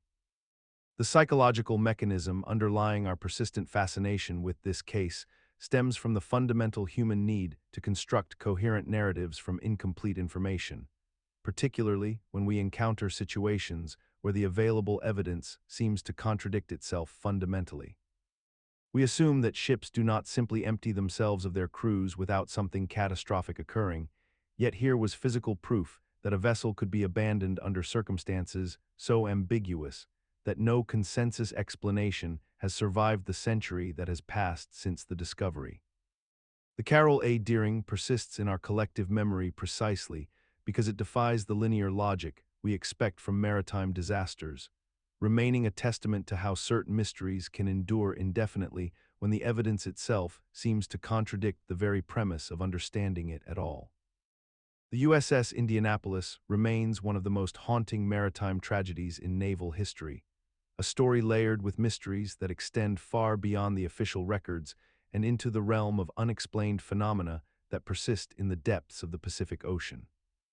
On July 30th, 1945, the heavy cruiser was torpedoed by a Japanese submarine while en route to deliver components for the atomic bomb that would be dropped on Hiroshima, and the ship sank in just 12 minutes, plunging nearly 1,200 sailors into the dark waters off the Philippines. What followed was a nightmare of survival spanning nearly 5 days, during which the men endured dehydration, exposure, and constant threat from the sharks that circled their position. Yet the core mystery that haunts researchers concerns not only how such a disaster occurred without rescue coordination, but also strange reports from survivors describing unusual phenomena in the water around them. Sailors spoke of unexplained luminescence in the ocean depths, a bioluminescent glow that seemed to move with deliberate intention, and some accounts mentioned hearing sounds beneath the surface that could not be attributed to marine life or military vessels, suggesting either unknown deep-sea creatures or acoustic phenomena not yet fully explained by marine science. The psychological mechanism underlying these observations likely stems from the extreme survival situation combined with dehydration and stress, where the human mind constructs narratives from ambiguous sensory input, yet the sheer consistency of multiple independent accounts from trained military observers creates a compelling paradox that resists simple dismissal. Furthermore, the official investigation into why the Indianapolis was never reported missing for days, allowing the tragedy to compound exponentially, itself contains gaps and classified information that fuels speculation about what military leadership knew and when they knew it. Despite decades of scrutiny and multiple investigations, the intersection of documented historical tragedy, survivor testimony, and unexplained oceanic phenomena surrounding the USS Indianapolis continues to represent a confluence of mystery and loss that somehow endures in public consciousness, neither fully solved nor entirely forgotten, reminding us that the ocean depths still contain secrets that resist our attempts at complete understanding and historical closure. The discovery of the wreck in 2017, over 70 years later, reignited interest in these unresolved questions. Yet even modern sonar imaging and deep-sea exploration have failed to illuminate the full scope of what occurred in those final moments before the ship's descent into darkness.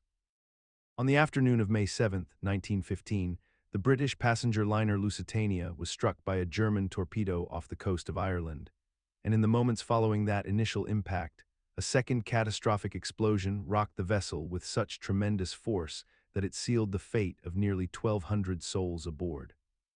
The first torpedo, fired from the German submarine U-20, struck the starboard side of the ship with devastating accuracy, creating a massive breach below the waterline and sending a plume of smoke and debris high into the Atlantic air. Yet within mere seconds, a second and far more powerful explosion erupted from within the ship itself, one that witnesses described as even more violent and destructive than the initial impact, tearing open the hull with such ferocity that the Lusitania began its final descent into the ocean with terrifying speed, sinking completely in just 18 minutes. For over a century, maritime historians and naval experts have engaged in intense debate regarding the true cause of this second explosion, with some maintaining that a second German torpedo must have struck the ship in rapid succession, while others have proposed alternative theories, including the detonation of munitions stored within the cargo hold, the ignition of boiler systems, or even the explosive rupture of the ship's internal infrastructure following the catastrophic damage from the first strike. The mystery persists because the available evidence remains frustratingly ambiguous and contradictory, with survivor accounts varying wildly depending on their location aboard the vessel, and with official records from both British and German sources containing apparent inconsistencies and gaps that have fueled speculation for decades. This uncertainty has become normalized within maritime history precisely because we have become accustomed to accepting that some historical events, despite their tremendous significance and loss of life, may never yield their secrets completely, and we have learned to coexist with the knowledge that the Lusitania's final moments may forever remain partially shrouded in the fog of war and the limitations of historical documentation. Yet what remains undeniable is that the second explosion, whatever its origin, transformed the Lusitania from a manageable maritime disaster into a catastrophe of unprecedented scale, claiming over 1,000 lives in less than 20 minutes and forever altering public perception of naval warfare and the ethics of targeting civilian vessels. The sinking of the Lusitania would ultimately contribute to shifting American public opinion toward entering World War I, demonstrating how a single maritime tragedy, regardless of its mechanical ambiguities, could reshape the course of global history and the lives. The wreck of the Titanic rests nearly 2.5 miles beneath the surface of the North Atlantic Ocean, a graveyard of steel and mysteries that continues to perplex maritime historians and oceanographers more than a century after its catastrophic sinking in April of 1912. Among the countless enigmas surrounding this famous disaster, several anomalies stand out as particularly troubling to those who have studied the available evidence with rigorous attention to detail. The exact location where the ship struck the iceberg has never been definitively established despite extensive sonar mapping and deep-sea expeditions, with different research teams presenting conflicting coordinates that suggest the disaster may have occurred further north or south than previously documented. Furthermore, the debris field scattered across the ocean floor appears far more dispersed than would be expected from a ship that sank nearly vertically, leading some investigators to propose that the wreck experienced significant fragmentation during its descent or struck underwater formations that altered its trajectory in ways not yet fully understood. The fundamental mechanism driving our continued fascination with these anomalies stems from a deeply human need to impose order and completeness upon historical narratives, particularly when those narratives involve dramatic loss and technological failure. We expect that a disaster of such magnitude, one so thoroughly documented through survivor testimony and contemporary records, should be utterly solved and comprehensible, yet the physical evidence stubbornly resists neat categorical explanation. Despite possessing more technical data about the Titanic than we have for countless other historical events, we have somehow normalized the persistence of uncertainty surrounding its final hours and resting place, accepting that some aspects of this tragedy will remain perpetually obscured by the crushing darkness of the deep ocean and the limitations of human investigation conducted in such an alien and hostile environment. Yet perhaps this very incompleteness serves a purpose, preserving within the Titanic's story a quality of irreducible tragedy that no amount of technical knowledge could fully resolve, reminding us that some historical wounds remain partially open by necessity rather than negligence. The discovery of the ship's final resting place in 1985 was meant to close this chapter of mystery, yet instead it opened new questions about how the hull fragmented and why certain sections of the wreck bore damage patterns inconsistent with the accepted narrative of a gradual, almost dignified descent into darkness. In July of 1909, a British-flagged steamship named the SS Warata departed from Durban, South Africa, carrying approximately 211 passengers and crew members along with a substantial cargo of valuable goods destined for London. The vessel was considered a modern marvel of maritime engineering, having been launched just 2 years prior with the latest safety features and navigational equipment available at the time, yet despite these technological advantages, the ship vanished without a trace somewhere in the waters between Durban and Cape Town, an established shipping route that countless vessels traversed regularly without incident. The disappearance occurred during what witnesses described as moderate weather conditions, not the catastrophic storm that one might expect to claim such a large and well-constructed vessel, and no distress signals were ever received from the ship, no lifeboats were ever discovered, and no wreckage substantial enough to definitively identify as belonging to the Warata was ever recovered despite extensive search efforts involving multiple ships and coastal patrols. The peculiar nature of this vanishing lies in the psychological phenomenon whereby the human mind struggles to accept the complete and utter loss of a large object in plain sight,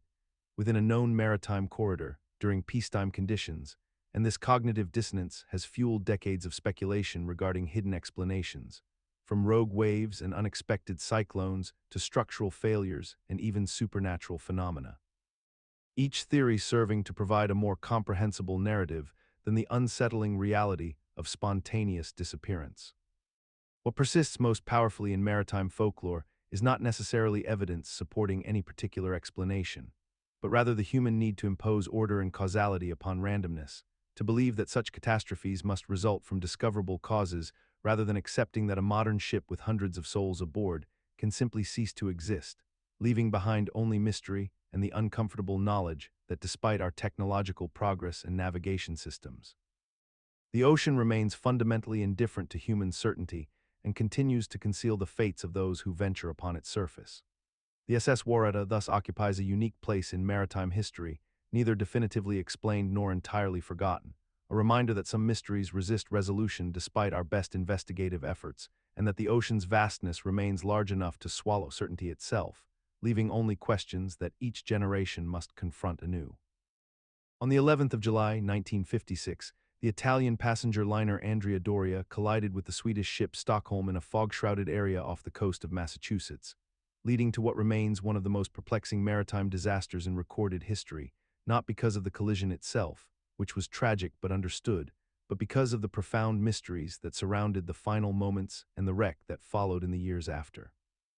The Andrea Doria was considered unsinkable by the standards of its time, equipped with the most advanced navigation systems available, yet on that fateful morning, despite clear radio communication between the two vessels and working radar systems, the ships failed to avoid collision, suggesting that something deeper than mere mechanical failure had occurred in that moment. What makes this disaster particularly enigmatic is how the ship sank with remarkable speed, going down in approximately 11 hours, far faster than naval architects had predicted, and survivors reported contradictory accounts of the final hours, with some describing massive flooding in compartments that should have remained sealed, while others spoke of strange sounds emanating from deep within the hull as the vessel broke apart in ways that defied the engineering specifications. For decades afterward, the wreck itself became the subject of intense investigation and diving expeditions, yet each exploration seemed to reveal new inconsistencies and contradictions regarding the extent of damage and the precise sequence of failures that led to the sinking. Divers who examined the wreck reported finding structural anomalies that suggested the ship may have experienced impact damage in locations that seemed impossible given the documented point of collision, leading some researchers to theorize that there may have been unrecorded secondary collisions, or that the initial impact was far more severe than contemporary reports indicated. The psychological mechanism underlying our fascination with this particular disaster stems from the violation of our fundamental assumptions about technological mastery and the predictability of modern systems. For the Andrea Doria represented the pinnacle of maritime achievement at the time, and its failure despite every contemporary safeguard created a cognitive dissonance that persists even now, making us question whether any system, no matter how advanced, can truly guarantee safety against the unpredictable nature of human error and environmental circumstance. We have normalized the acceptance of these maritime mysteries by compartmentalizing them as historical curiosities, allowing ourselves to believe that modern navigation systems have solved the problems that plagued earlier vessels, yet the fundamental question remains unresolved. Deep beneath the crystalline waters of the Caribbean, off the coast of Belize, exists a geological formation so profound and so visually arresting that it has captivated explorers, scientists, and dreamers for generations. The Great Blue Hole is a massive underwater sinkhole, a perfect circle of impossibly deep water that measures approximately 1,000 feet across and descends some 412 feet into the seafloor. From above, it appears as a dark circle of navy blue surrounded by the lighter turquoise waters of the shallow reef, creating a striking contrast that is visible even from satellite imagery and has made it one of the most photographed natural features on Earth. The hole itself represents a geological timeline spanning hundreds of thousands of years, a record written in stone and sediment of dramatic environmental changes and the relentless power of water to reshape the world. Within its depths exist limestone caverns and chambers that formed during periods when sea levels were dramatically lower, when this area existed as dry land, and when freshwater rains carved passages through the rock, creating the hollow spaces that would later become submerged as the oceans rose at the end of the last ice age. The psychological pull of the blue hole operates on multiple levels simultaneously, drawing our attention through sheer visual novelty and the deep human fascination with circular forms and profound depths, as if our minds recognize in this geometry something fundamental about the structure of existence itself.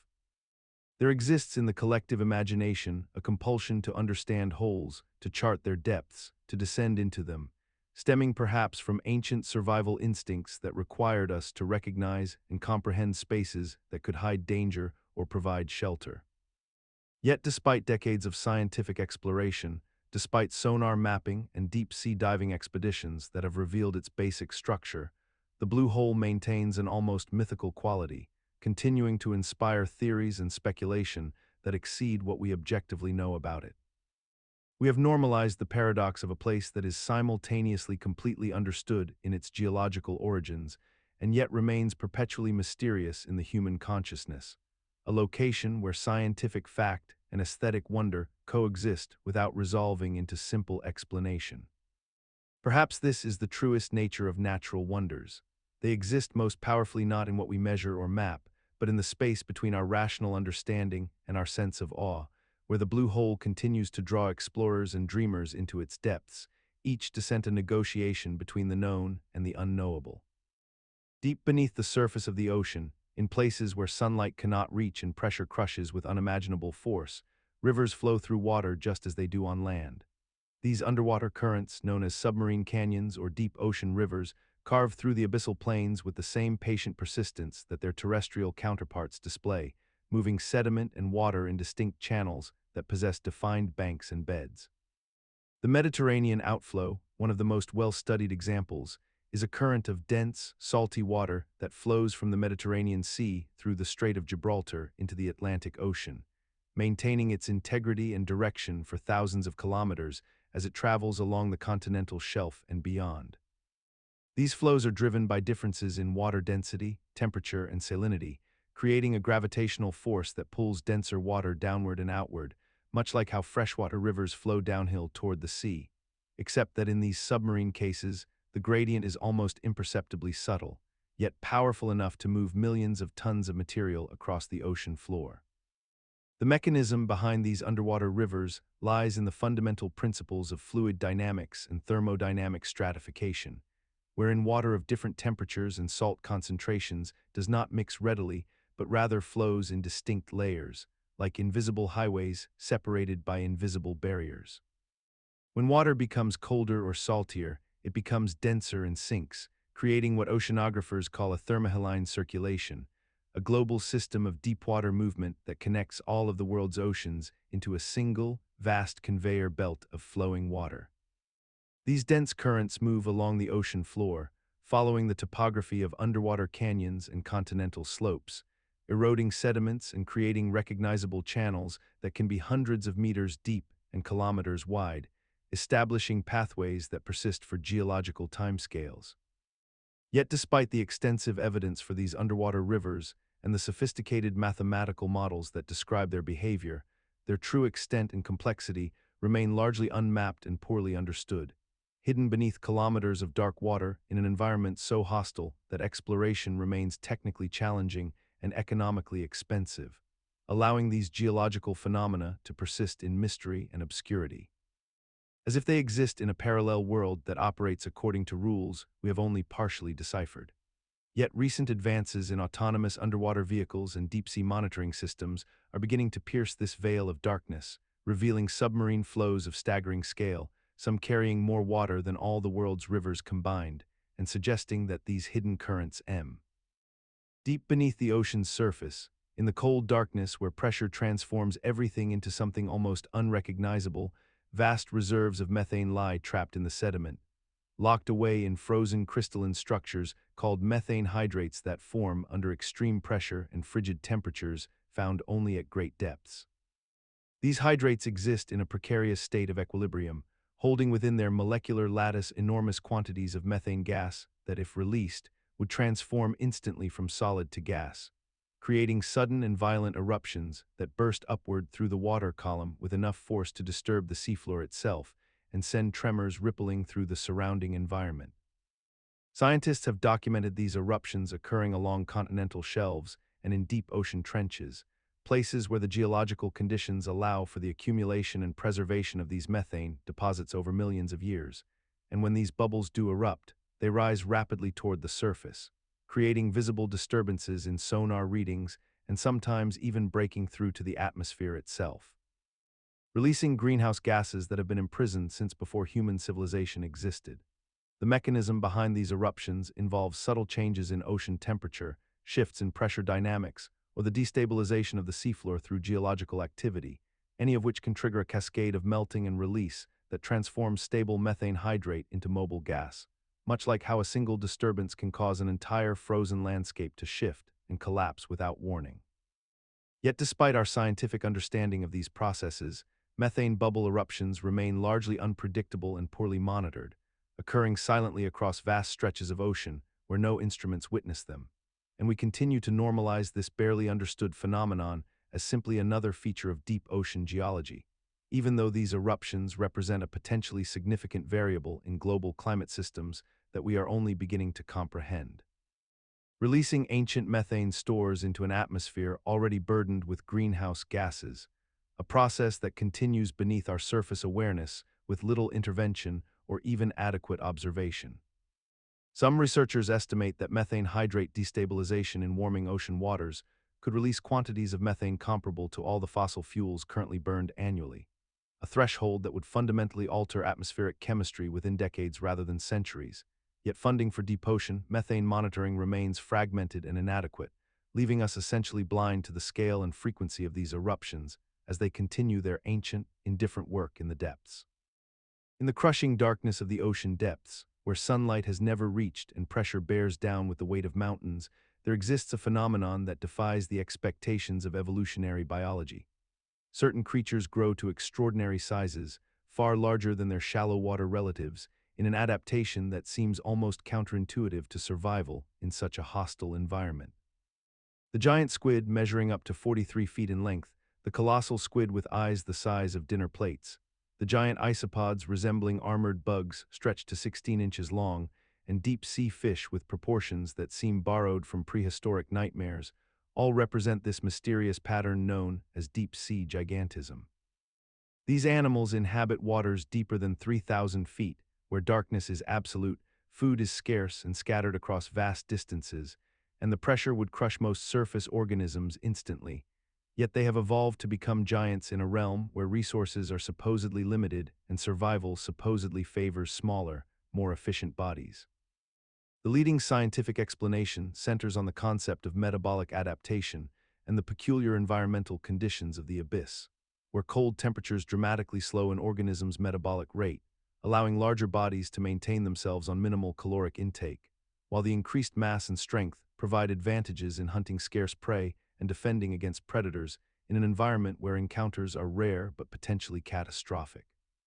Some researchers suggest that gigantism also offers thermal advantages, as larger bodies retain heat more efficiently in the near-freezing waters, while others point to the reduced competition from smaller species that cannot survive in such depths, creating ecological niches where size becomes advantageous rather than burdensome.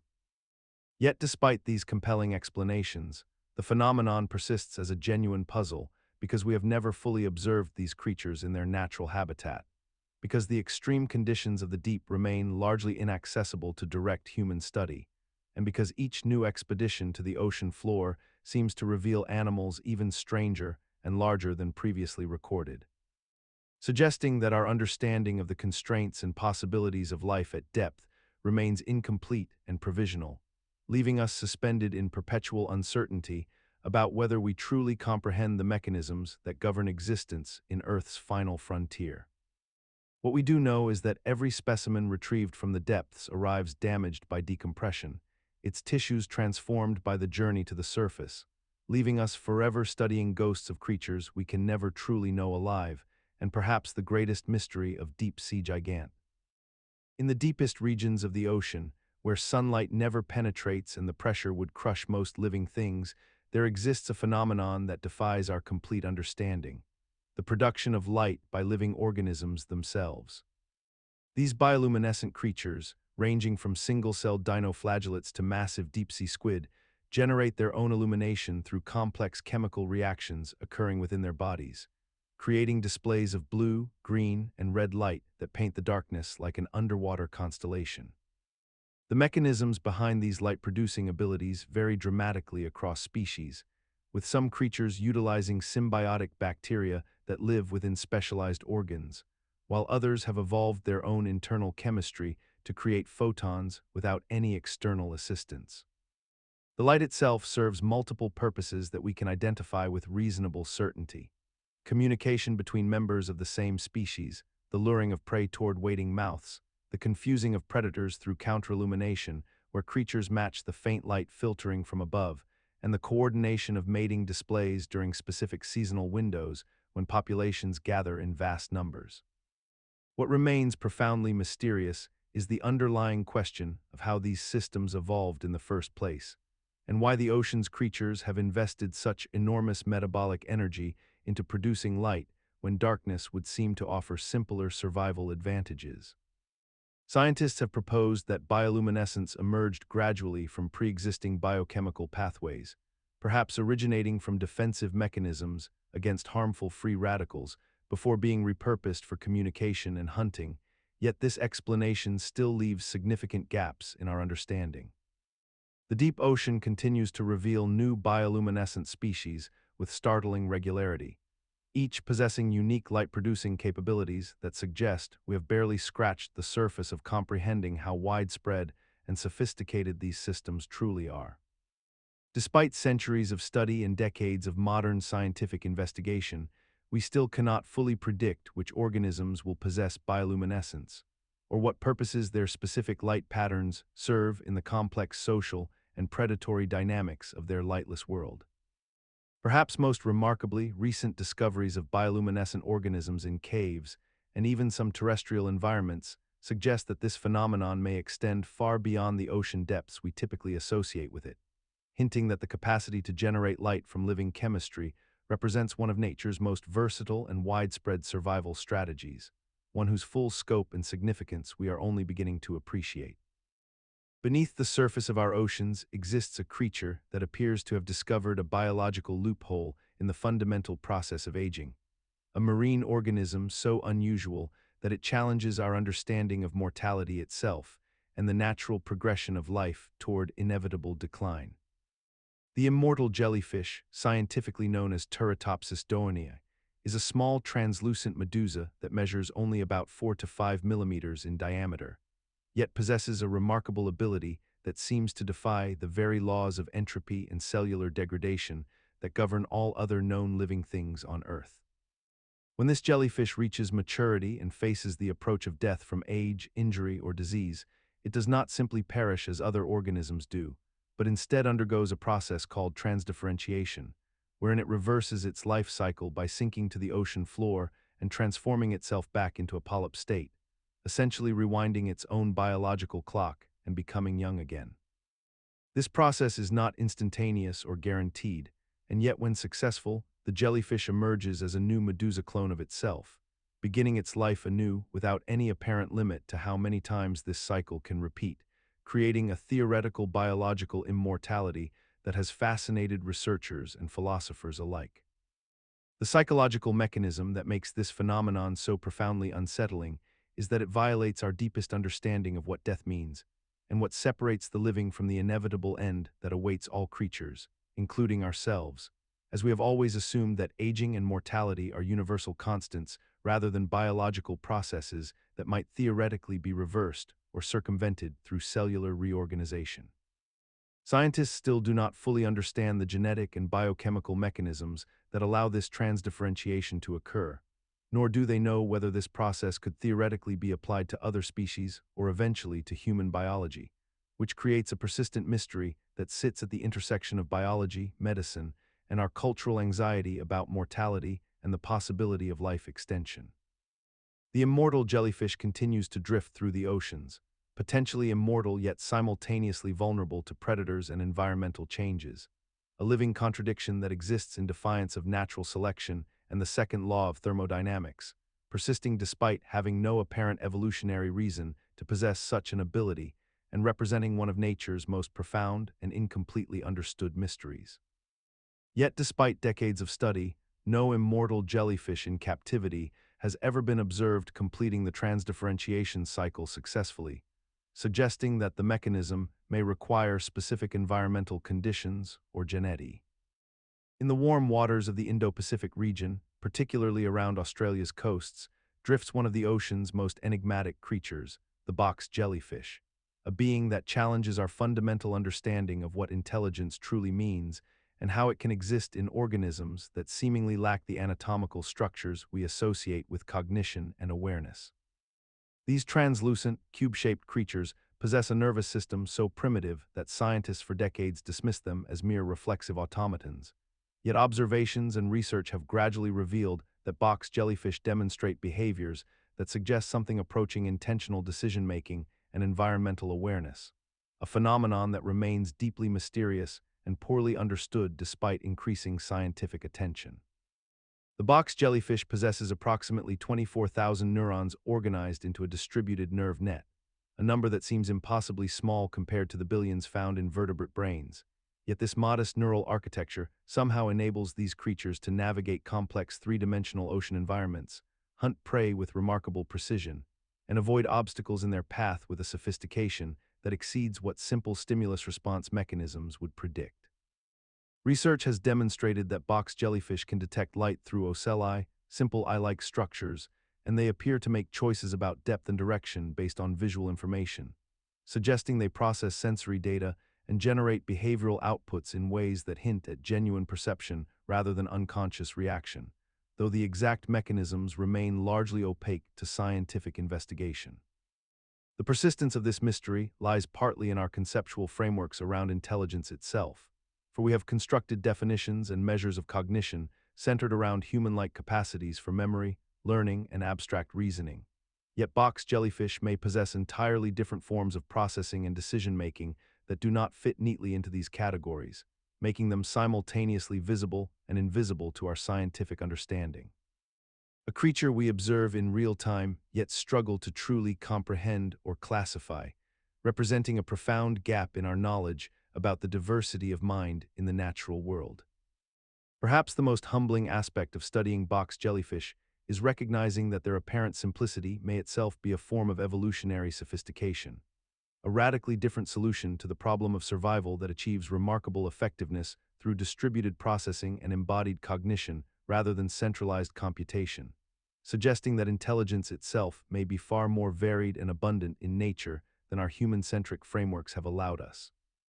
Deep beneath the surface of the ocean, octopuses exhibit behaviors that challenge our fundamental understanding of what consciousness and intelligence truly are, displaying problem-solving abilities, tool use, and apparent emotional responses that suggest a form of awareness fundamentally different from our own, yet somehow remarkably sophisticated. These eight-armed creatures possess approximately 500 million neurons, which is comparable to the number found in some mammals, yet their neural organization is radically different from any vertebrate brain, with roughly two-thirds of their neurons distributed throughout their arms rather than centralized in a single cranial structure, creating what researchers describe as a highly distributed, decentralized form of neural processing that seems to grant each arm considerable autonomy and independent decision-making capability. Octopuses demonstrate the ability to solve complex puzzles, open child-proof containers, recognize individual human handlers, use coconut shells as portable shelters, and even engage in what appears to be playful behavior, suggesting layers of cognition that extend beyond simple stimulus and response into territories we would typically associate only with conscious thought. The fundamental puzzle lies in attempting to understand how consciousness could arise from such a radically different neural architecture, how subjective experience could emerge from a nervous system that processes information in ways utterly unlike the hierarchical, centralized systems found in human brains and other vertebrates. The mechanism behind this alien form of intelligence appears to involve a unique integration of sensory processing directly within the arms themselves, allowing for real-time adaptation and problem-solving that occurs independently of slow communication with a central brain, suggesting consciousness might not require the unified central processing core we once assumed was necessary. Yet despite mounting evidence of remarkable cognitive abilities, despite observations of learning, memory, apparent preference and aversion, apparent play and curiosity, there remains profound uncertainty about whether octopuses possess genuine consciousness or subjective experience, whether there is something it is like to be an octopus, or whether they are simply biological machines executing algorithms of stunning complexity without any inner awareness whatsoever. This uncertainty reflects a deeper limitation in our ability to recognize consciousness in forms radically alien to our own, suggesting that the question of octopus awareness may ultimately reveal more about the boundaries of human understanding than about the inner life of these remarkable creatures.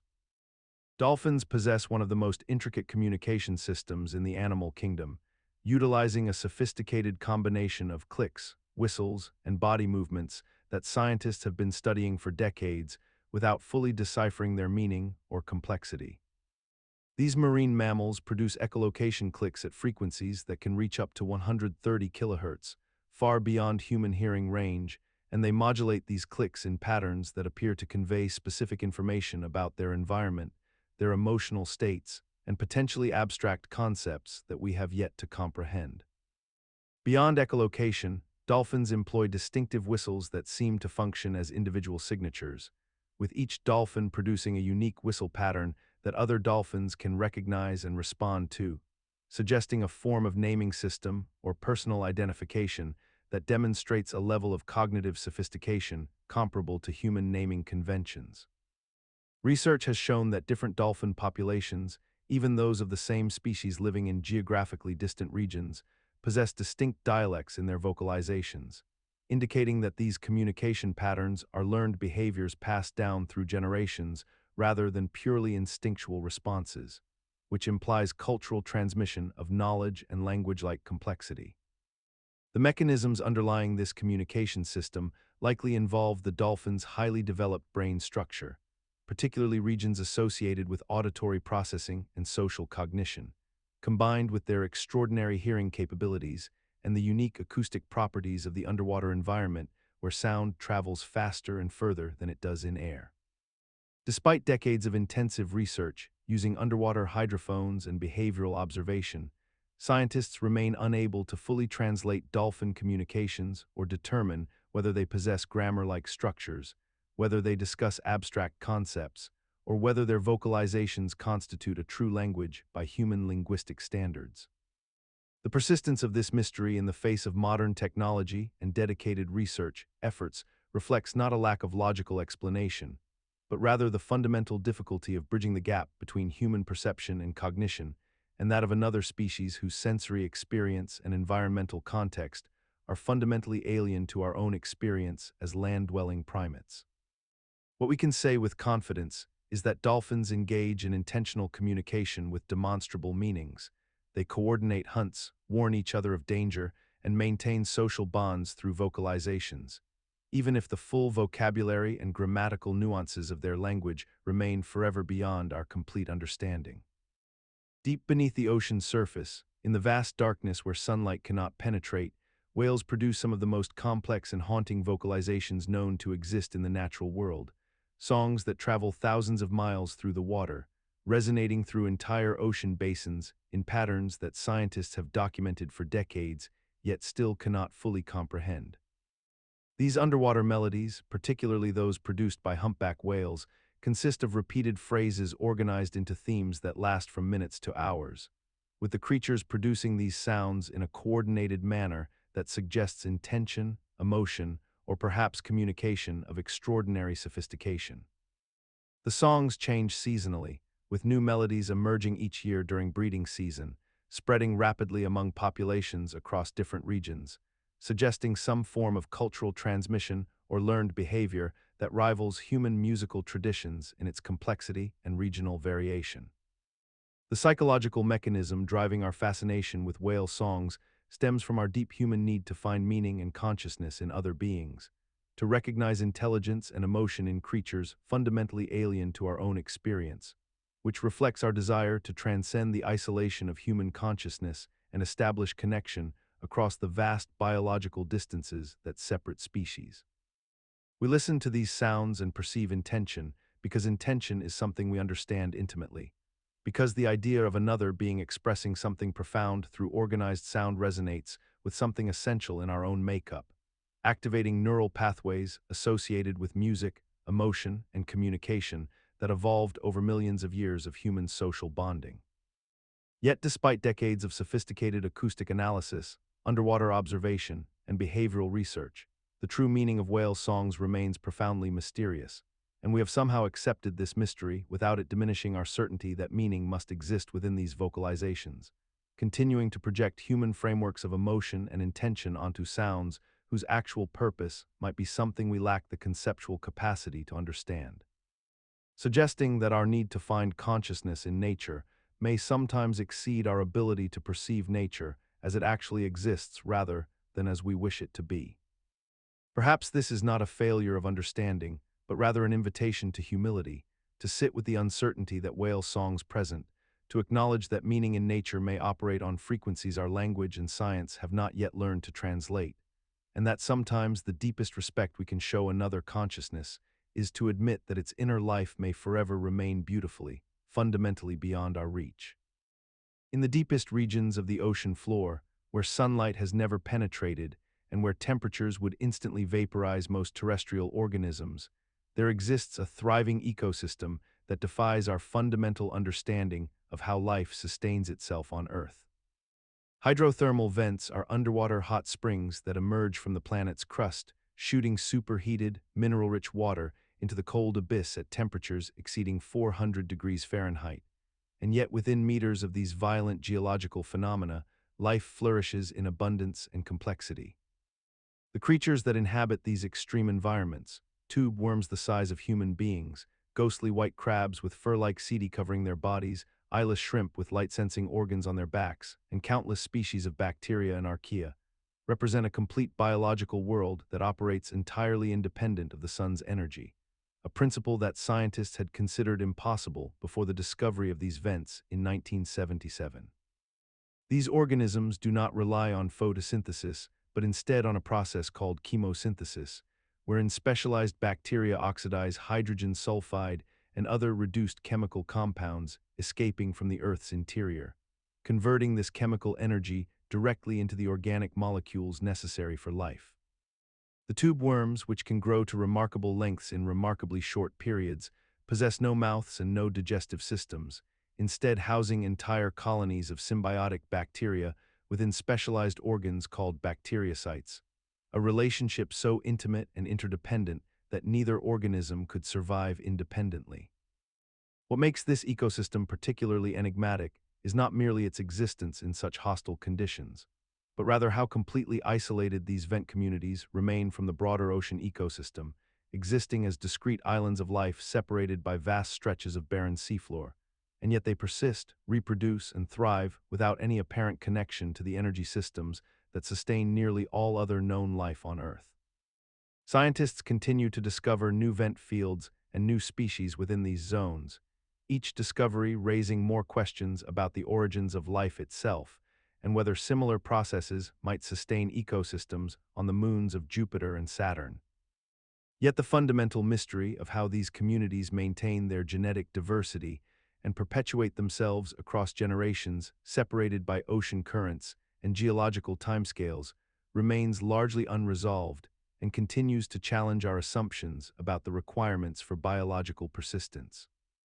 Deep beneath the ocean's surface, in the absolute darkness of the abyssal depths, there exist towering structures of mineral-rich rock that rise from the seafloor like natural chimneys, releasing superheated water that appears as dark plumes of smoke, and these formations are called black smokers, though they contain no actual smoke but rather suspended particles of dissolved metals that precipitate out of the extremely hot water as it meets the cold ocean. These extraordinary geological features occur along mid-ocean ridges where tectonic plates spread apart, allowing seawater to percolate down through cracks in the Earth's crust, where it becomes superheated to temperatures exceeding 400 degrees Celsius by proximity to molten magma. And this geothermally heated water becomes enriched with minerals and chemicals that have been leached from the surrounding rock, creating a unique chemical soup that is then forced back upward through the seafloor vents, where it violently meets the cold ambient ocean water of just a few degrees above freezing. The remarkable aspect of these black smoker systems is that they harbor thriving ecosystems of life that flourish in conditions that would seem utterly impossible for any organism to survive. As the temperatures fluctuate drastically within mere millimeters, the chemistry is extreme with high concentrations of hydrogen sulfide and metals, and there is no sunlight whatsoever to drive photosynthesis as the foundation of a food chain. Yet what persists in these environments is a remarkable biological community that has evolved to exploit the chemical gradients created by the interaction of the hot vent water and the surrounding cold seawater. With chemosynthetic bacteria forming the base of the food web by oxidizing hydrogen sulfide and other reduced chemicals to obtain energy directly from the rocks themselves rather than from sunlight. And these microscopic bacteria support an astonishing array of larger organisms, including eyeless shrimp with light-sensitive patches on their backs, ghostly white crabs, tube worms that grow to remarkable sizes without mouths or digestive systems, and numerous species of mollusks and fish that have adapted to this harsh realm. The persistence of life in such extreme conditions challenges our fundamental assumptions about what constitutes a habitable environment and suggests that life may be far more resilient and inventive than we have previously imagined. For these ecosystems demonstrate that the energy to sustain complex biological communities need not come from the sun, but can be derived directly from the chemical reactions within the Earth itself.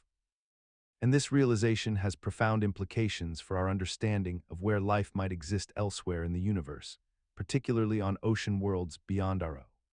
Deep beneath the surface of the ocean, in places where sunlight has never reached and where the pressure would crush most living things instantly, there exists a thriving ecosystem powered by an energy source entirely foreign to the world we inhabit above. These are the chemosynthetic organisms, creatures that have evolved over millions of years to harness energy not from the sun, but from the chemical reactions occurring around hydrothermal vents and cold seeps on the ocean floor. Unlike the photosynthetic life forms that dominate Earth's surface, these extraordinary beings have developed metabolic pathways that extract energy directly from inorganic compounds such as hydrogen sulfide, methane, and ammonia, converting these toxic substances into the chemical energy needed to sustain their existence. The first major discovery of these ecosystems came in 1977 when researchers exploring the Galapagos Rift encountered towering chimneys of mineral deposits surrounded by dense communities of tube worms, crabs, clams, and bacteria, all thriving in complete darkness at temperatures that would incinerate most organisms instantaneously. What makes this discovery profound is not merely the existence of life without sunlight, but rather the fundamental realization that the biosphere's energy foundation is not exclusively dependent on solar radiation, challenging centuries of biological assumptions. The psychological impact of this discovery stems from how deeply embedded solar-powered life has become in our understanding of existence itself. Throughout human history, we have observed that life follows the sun, that plants grow toward light, that ecosystems depend on photosynthesis as the primary driver of energy transfer through food chains. This observation has become so thoroughly naturalized in our consciousness that we rarely question its universality, yet here in the depths, Entire food webs function in perpetual darkness through processes that were invisible to humanity until remarkably recently. The mechanisms by which chemosynthetic bacteria accomplish their energy conversion represent a logical extension of chemistry and metabolism, yet their existence persists as mysterious because we have normalized an incomplete understanding of how life itself operates. Scientists continue to discover new species of chemosynthetic organisms, new types of chemical reactions that fuel life, and new habitats where these remarkable ecosystems flourish. Yet this reality remains largely absent from our collective consciousness, a blind spot in our comprehension of the living world that surrounds us. The abyssal plains of our oceans represent some of the most alien and inhospitable environments on Earth, stretching across vast underwater flatlands at depths between 13,000 and 20,000 feet, where sunlight has never penetrated and the pressure crushes with the force of thousands of atmospheres. And yet life has somehow not merely survived in these regions, but has evolved in ways that challenge our fundamental understanding of biology itself. These creatures inhabit a world of absolute darkness, near freezing temperatures hovering just above freezing, and complete absence of the photosynthetic energy that drives nearly all surface ecosystems. Yet they have developed extraordinarily sophisticated adaptations that seem almost deliberately designed to thrive in conditions we would classify as utterly impossible for complex life.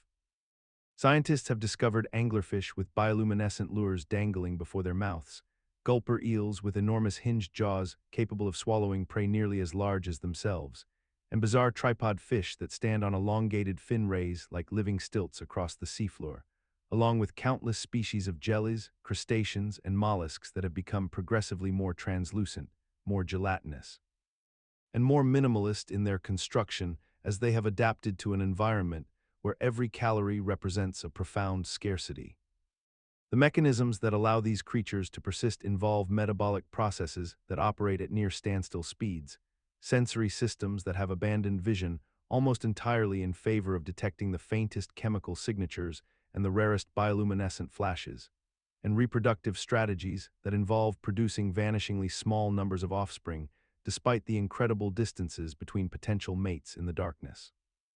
What remains truly mysterious is not merely how these adaptations evolved, but why life continues to populate these plains with such remarkable diversity when the energy available to support them is so minimal that the entire ecosystem operates on the scraps of organic material that drifts down from the productive waters above. And yet we have somehow accepted this as normal, as expected.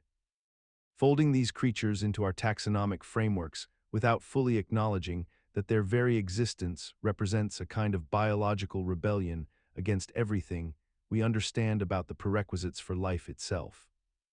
The recent discovery of chemosynthetic ecosystems clustered around hydrothermal vents has revealed that some abyssal communities bypass the surface energy supply entirely, instead harvesting chemical energy from Earth's interior in a process that suggests life might operate on principles far more flexible than we ever imagined. The Hadal Zone represents the deepest regions of our ocean, those crushing abyssal trenches that plunge beyond 6,000 meters into near-total darkness, where the pressure reaches levels that would instantaneously obliterate most known organisms. Yet here in this seemingly inhospitable realm, life persists in forms so alien and adapted that they challenge our understanding of biology itself. In places like the Mariana Trench, the Challenger Deep, and the Tonga Trench, we find creatures that have evolved under conditions of absolute extremity, where the weight of the entire ocean bears down upon them with forces equivalent to having 50 jumbo jets stacked on top of a postage stamp. And yet these organisms move, feed, and reproduce as though they exist in an entirely normal environment. The amphipods that scavenge along the seafloor, the specialized fish with enormous mouths and bioluminescent lures, the bacteria that cluster around hydrothermal vents, all of these have undergone such fundamental biological adaptations that their cellular structures, their proteins, their very genetic sequences have been rewritten by millions of years of evolution to thrive precisely where nothing else can survive. What makes this phenomenon particularly striking is the psychological disconnect between our intuitive understanding of what life requires and what these organisms have become. Our minds struggle to reconcile the notion that complexity and consciousness could ever flourish in such places, yet the Hadal Zone teems with a diversity of life that we are only beginning to document and understand. We have normalized this existence by compartmentalizing it, by treating the hadal zone as somehow separate from our understanding of biology, as though these creatures operate under different rules, when in fact they represent the ultimate expression of adaptation, the final frontier of life's persistence on our planet, a realm so removed from human experience that it remains almost entirely unmapped and unexplored. With new species discovered regularly and countless others likely existing undiscovered in the crushing darkness, a testament to life's remarkable ability to adapt to any environment, no matter how extreme or seemingly impossible. The recent discovery of hadal snailfish species that possess unique pressure-sensing organs and proteins that remain flexible under extreme compression illustrates how these organisms have literally reinvented the molecular machinery of life, while simultaneously reminding us that the deepest parts of our ocean may hold answers to fundamental questions about the origins and limits of life itself. The midnight zone of the ocean, situated between 1,000 and 4,000 meters below the surface, represents one of Earth's most extreme and alien environments, where pressure reaches crushing intensities, temperature hovers just above freezing, and sunlight never penetrates the absolute darkness that defines this realm with finality. Yet within this seemingly inhospitable abyss, life has not merely survived, but flourished in forms so bizarre and specialized that they challenge our fundamental understanding of what biological adaptation truly means. As creatures have evolved mechanisms and characteristics so perfectly tailored to this environment that their existence appears almost deliberately engineered rather than the product of random mutation and selection. The adaptations found in midnight zone organisms reveal a sophisticated understanding of physics and chemistry that nature has seemingly solved through millions of years of incremental change. From the development of specialized proteins that remain functional under pressures that would denature normal biological molecules, to the evolution of eyes that have either grown extraordinarily large to capture the faintest bioluminescent signals or disappeared entirely, because vision offers no advantage in total darkness, where chemical and lateral line sensing proves far more valuable. Fish species dwelling in these depths have developed skeletal structures so delicate and weakened that they would crumble instantly if brought to the surface, while simultaneously evolving metabolic rates so dramatically slowed that they conserve energy with a precision that seems almost impossible, moving through the water with deliberate slowness and expending minimal effort in an environment where food is scarce and every calorie matters beyond measure. The mechanism underlying these extraordinary adaptations lies in the relentless pressure of natural selection operating across immense timescales, where only organisms capable of functioning in absolute darkness, extreme pressure, and near-freezing temperatures could survive long enough to reproduce and pass on their genetic material. Gradually refining and perfecting specializations through countless generations, until forms emerged so alien to human experience that we struggle even to comprehend their functionality. What persists as remarkable about these adaptations is not any logical reason why creatures should possess such strange characteristics, but rather the profound reality that life simply does not stop evolving or adapting to environmental challenges, regardless of how extreme or seemingly impossible those challenges appear to our surface-dwelling minds, and we have so thoroughly normalized the existence of deep-sea creatures that we forget how truly extraordinary it remains that s. In the deepest regions of the ocean, where sunlight never penetrates and pressure crushes with unimaginable force, exists one of nature's most extraordinary and grotesque reproductive strategies found among anglerfish species that inhabit these extreme depths.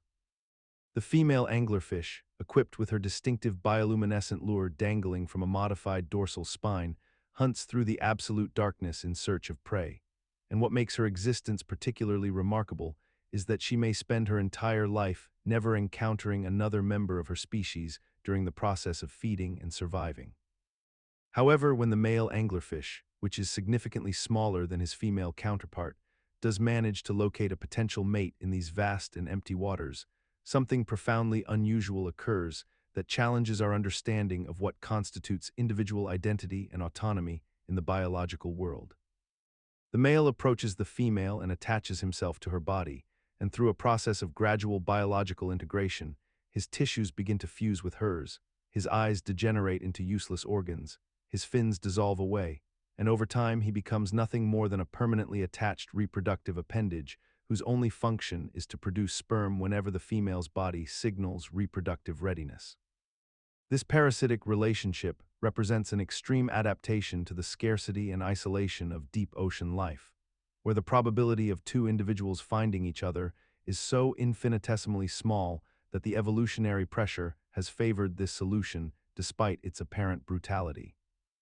The male essentially ceases to exist as an independent organism, instead becoming a permanent biological fixture fused to the female's body, sharing her circulatory system and existing solely to serve the reproductive imperative. What is particularly fascinating about this mechanism is how it persists across generations without question or variance,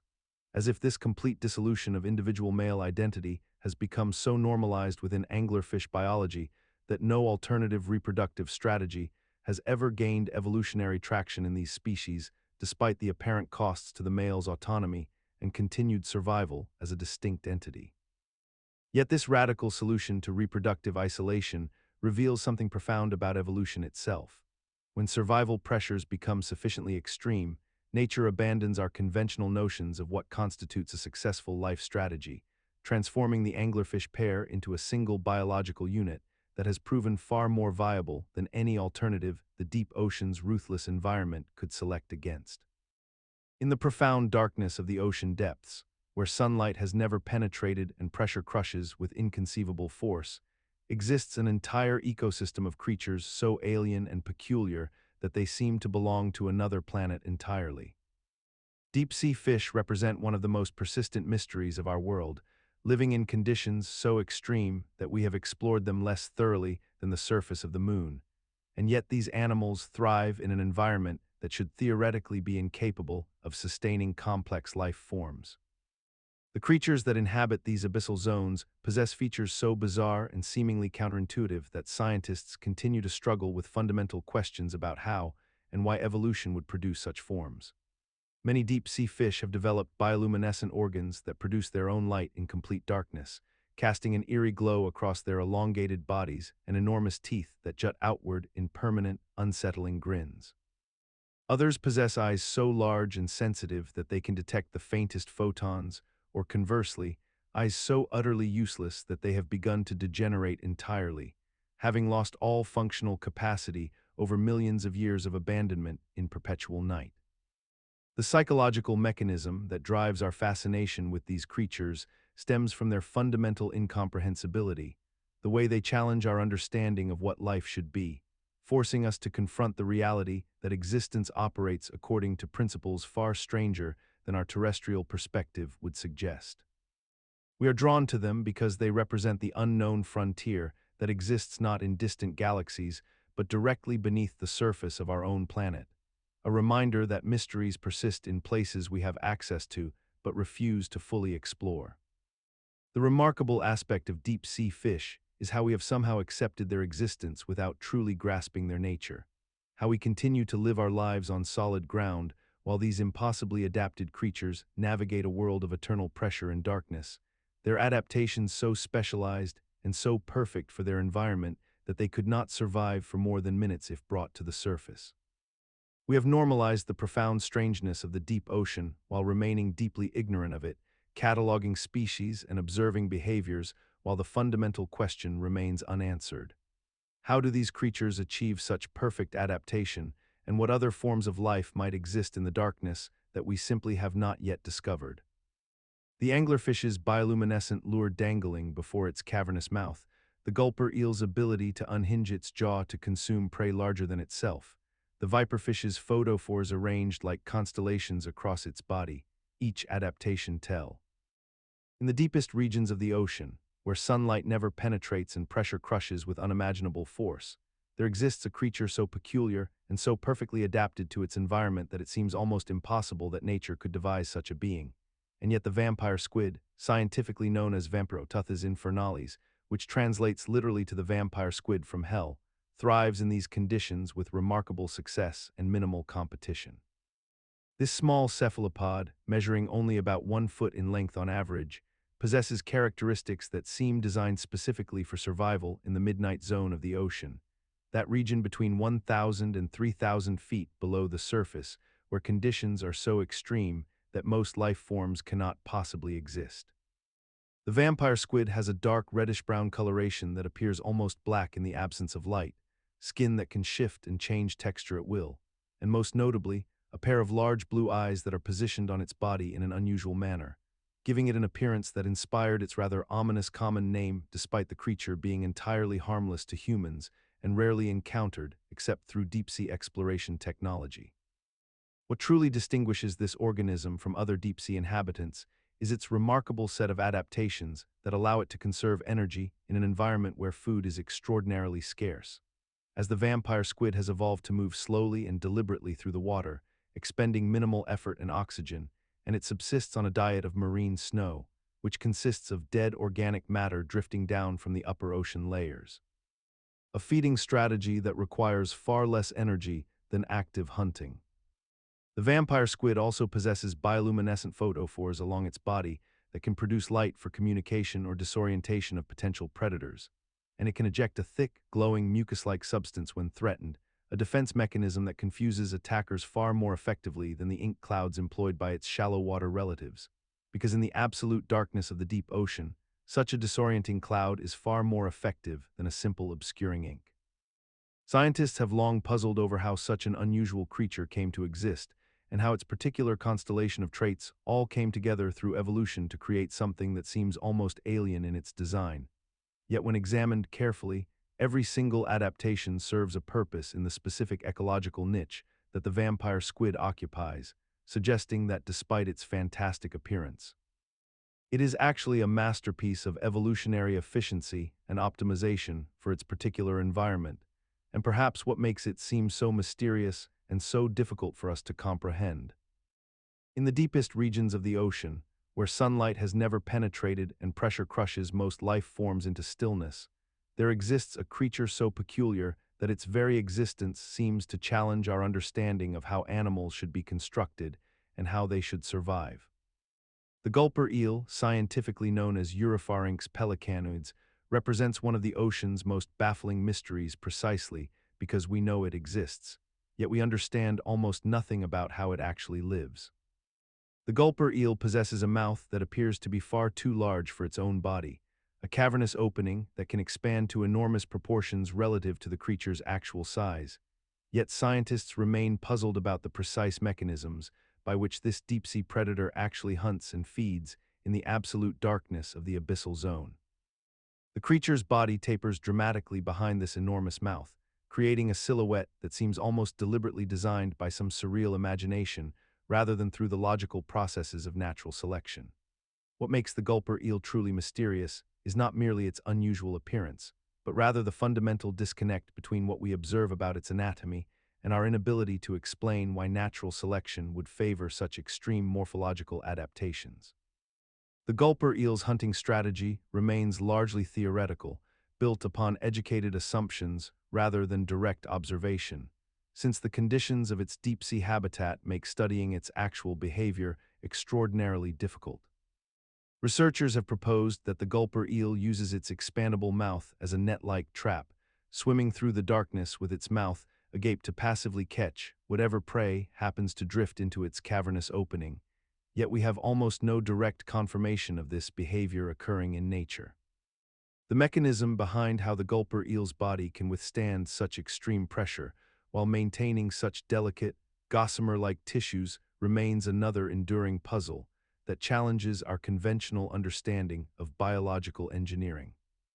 Despite decades of study and countless deep-sea expeditions, we persist in describing the gulper eel with the same fundamental uncertainties that characterized its discovery, suggesting that some mysteries persist not because they are impossible to solve, but because the environment itself remains so inaccessible that direct knowledge remains perpetually beyond our reach. Yet perhaps this persistent ignorance is itself revealing, suggesting that the deep ocean operates according to principles and constraints so fundamentally different from our terrestrial experience that we may need to fundamentally reimagine what we consider biologically possible. Deep within the abyssal zones of the ocean, at depths exceeding 2,000 feet, where sunlight has never penetrated and pressure would crush most creatures instantly, there exists a creature that seems to belong to an entirely different epoch of Earth's history. The frilled shark, scientifically known as Chlamydoslachus anguineus, represents one of the most archaic vertebrates still living in our modern oceans, and its very existence challenges our understanding of evolutionary time and biological persistence. This elongated, serpentine creature possesses a body structure that has remained virtually unchanged for approximately 80 million years, a span of time so vast that it encompasses the extinction of the dinosaurs and the entire rise of mammals. Yet this shark has continued through all of these cataclysmic changes with barely a modification to its fundamental design. The frilled shark's most distinctive feature is the elaborate gill structure that gives it its name, a series of frilly, ruffled gill membranes that cover much of its body like an ornate collar, and these gills suggest an ancestry reaching back into the earliest days of shark evolution, when such designs were more common among the deep-dwelling predators of ancient seas. What makes this creature particularly mysterious is how it has survived in an environment of extreme scarcity, where food is sparse and competition is minimal, yet where evolution typically demands constant adaptation and change to exploit new resources and survive new threats. The psychological mechanism that allows us to contemplate such temporal endurance relates to our difficulty in truly comprehending deep time itself, the way our minds struggle to grasp the significance of millions of years passing without visible change. We find ourselves perpetually amazed that something so ancient could still be swimming through the modern ocean, that a creature which swam alongside creatures now extinct remains virtually identical to its ancestors, and this amazement speaks to how normalized we have become with the idea of constant progress and change in nature, assuming that evolution must always be moving forward, always improving, always making things more efficient or adapted to their current circumstances. Yet the frilled shark persists in its ancient form, a living window into a world that vanished before mammals became dominant, before flowering plants took over the terrestrial landscape, before the modern world in any recognizable sense came into being. In studying the frilled shark, we are reminded that evolution is not a ladder climbing toward perfection, but rather a branching tree where some paths lead to spectacular diversity while others find equilibrium in the depths, requiring nothing more than the slow, patient repetition of a design that, deep within the abyssal plains of the ocean, at depths exceeding 3,000 feet, where sunlight has never penetrated and pressure crushes with unfathomable force, there exists a creature so rarely encountered that scientists have collected fewer than 200 specimens in recorded history. The goblin shark, scientifically known as Mitsukurina ostoni, represents one of the most elusive large predators on Earth, a living fossil that has remained virtually unchanged for millions of years. Yet we know so little about its fundamental behaviors and ecology that every single specimen recovered yields remarkable new information. These creatures possess elongated snouts filled with electroreceptive organs, flattened bodies designed for minimal energy expenditure in the crushing darkness, and a hunting strategy that remains largely theoretical because observing them in their natural habitat is virtually impossible. The psychological mechanism that makes the goblin shark's rarity so compelling lies in our deep human need to categorize and understand all things, yet this shark systematically defies our attempts at complete knowledge, existing in a realm where our greatest technological achievements barely function, where pressure and cold create an environment fundamentally alien to human experience. We have mapped more of the moon's surface than we have mapped the deep ocean trenches where these sharks hunt, and despite possessing submarines and remotely operated vehicles, we struggle to capture even a moment of authentic goblin shark behavior in the depths where they have evolved for millions of years. What persists most strikingly is our casual acceptance of this profound ignorance, the way we continue living as though we understand our planet's ecosystems, while acknowledging that creatures the size of automobiles swim through vast territories of our world completely unknown to us, completely unstudied, perhaps numbering in the thousands or merely dozens, with no certain way to know which is true. The goblin shark represents not merely a gap in scientific knowledge, but rather a humbling reminder that Earth harbors mysteries at a scale we have normalized into invisibility, creatures that defy our categorization systems simply by existing in places where we cannot easily follow, yet we scarcely pause to consider what this absence of knowledge truly means. Perhaps this is why the goblin shark captivates us so profoundly, not because it represents a failure of human knowledge, but because it embodies the far more unsettling truth that the ocean's depths contain an entire parallel world of life proceeding without our observation, without our understanding, indifferent to whether we ever fully catalog its existence. Deep beneath the Arctic waters, where sunlight barely penetrates and temperatures hover just above freezing, exists a creature that defies nearly everything we understand about the aging process and the limits of biological existence. The Greenland shark, a massive predator that can reach lengths of over 20 feet, has been discovered through radiocarbon dating of the lens nuclei in their eyes to potentially live for more than 400 years, with some estimates suggesting certain individuals may have reached ages exceeding 500 years old. This extraordinary longevity means that a single Greenland shark alive today could have been born before the American Revolution, could have lived through multiple centuries of human history, and might continue living for decades more in the absolute darkness of the deep ocean. The discovery came as a profound shock to marine biologists who had previously assumed these creatures lived perhaps 100 to 200 years at most, a revelation that fundamentally altered our comprehension of how long a vertebrate organism could possibly survive. The mechanism behind this remarkable lifespan appears to be rooted in the shark's extraordinarily slow metabolism, a biological adaptation perfectly suited to the harsh Arctic environment where food is scarce and temperatures remain perpetually cold, slowing cellular processes to a crawl and reducing the accumulated damage that typically limits animal lifespans.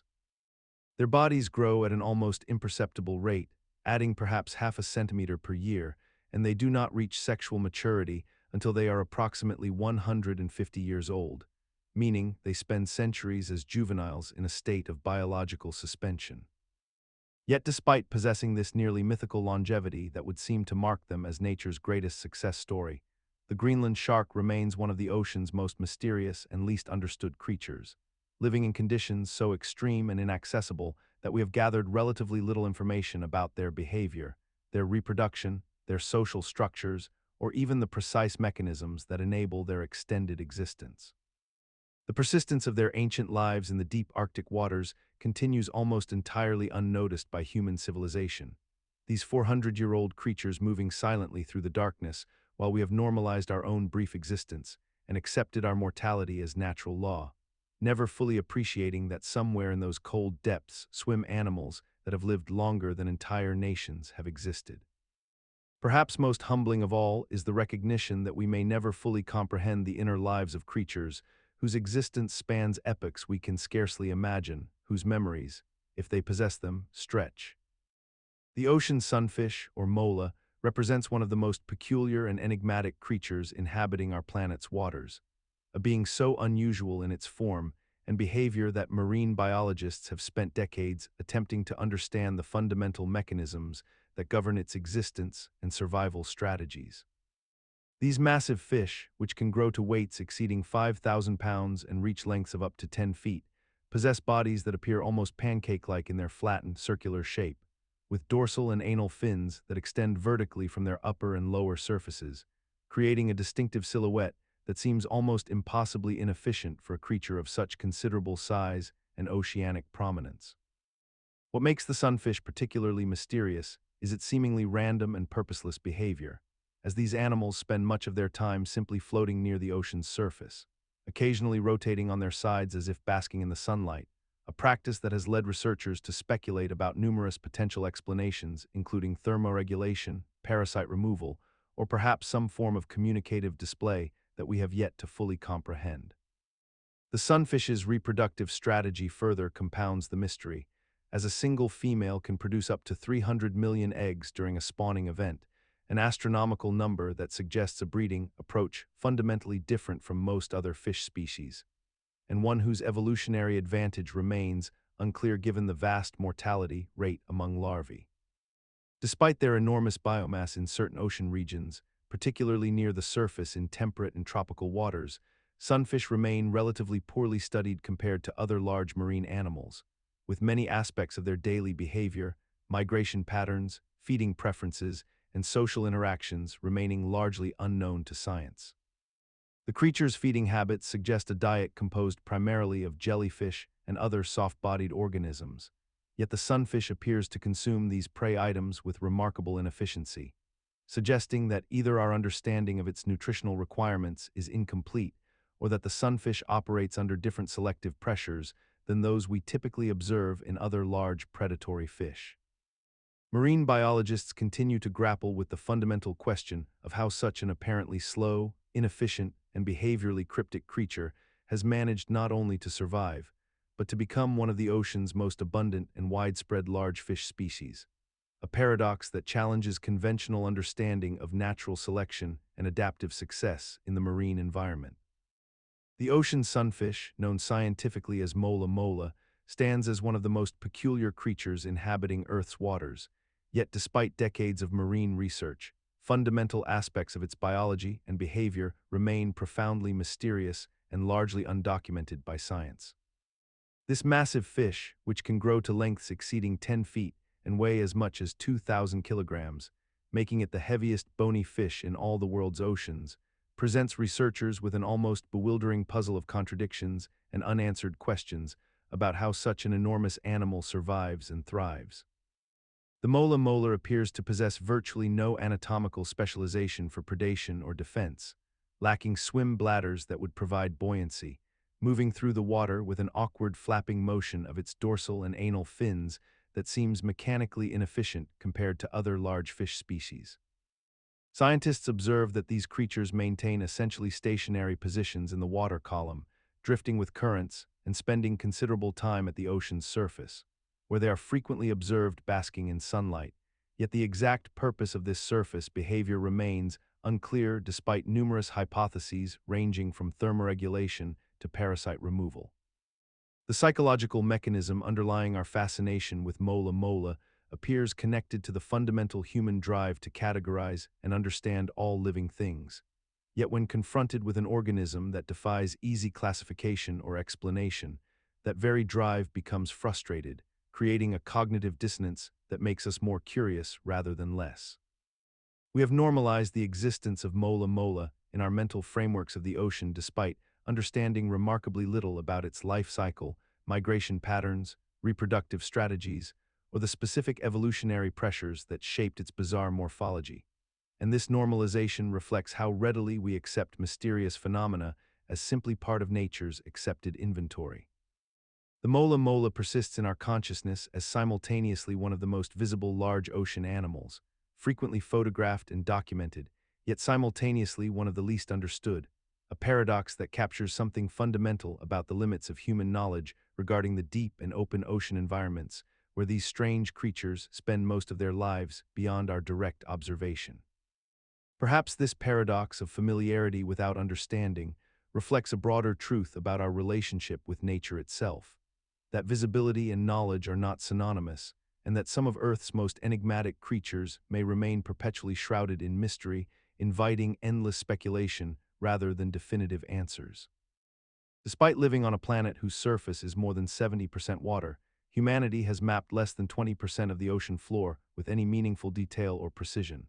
leaving vast underwater territories as completely unknown to us as the surface of distant planets. And this reality persists not because of any fundamental impossibility, but rather because the ocean presents extraordinary challenges to exploration that have made systematic mapping extraordinarily expensive,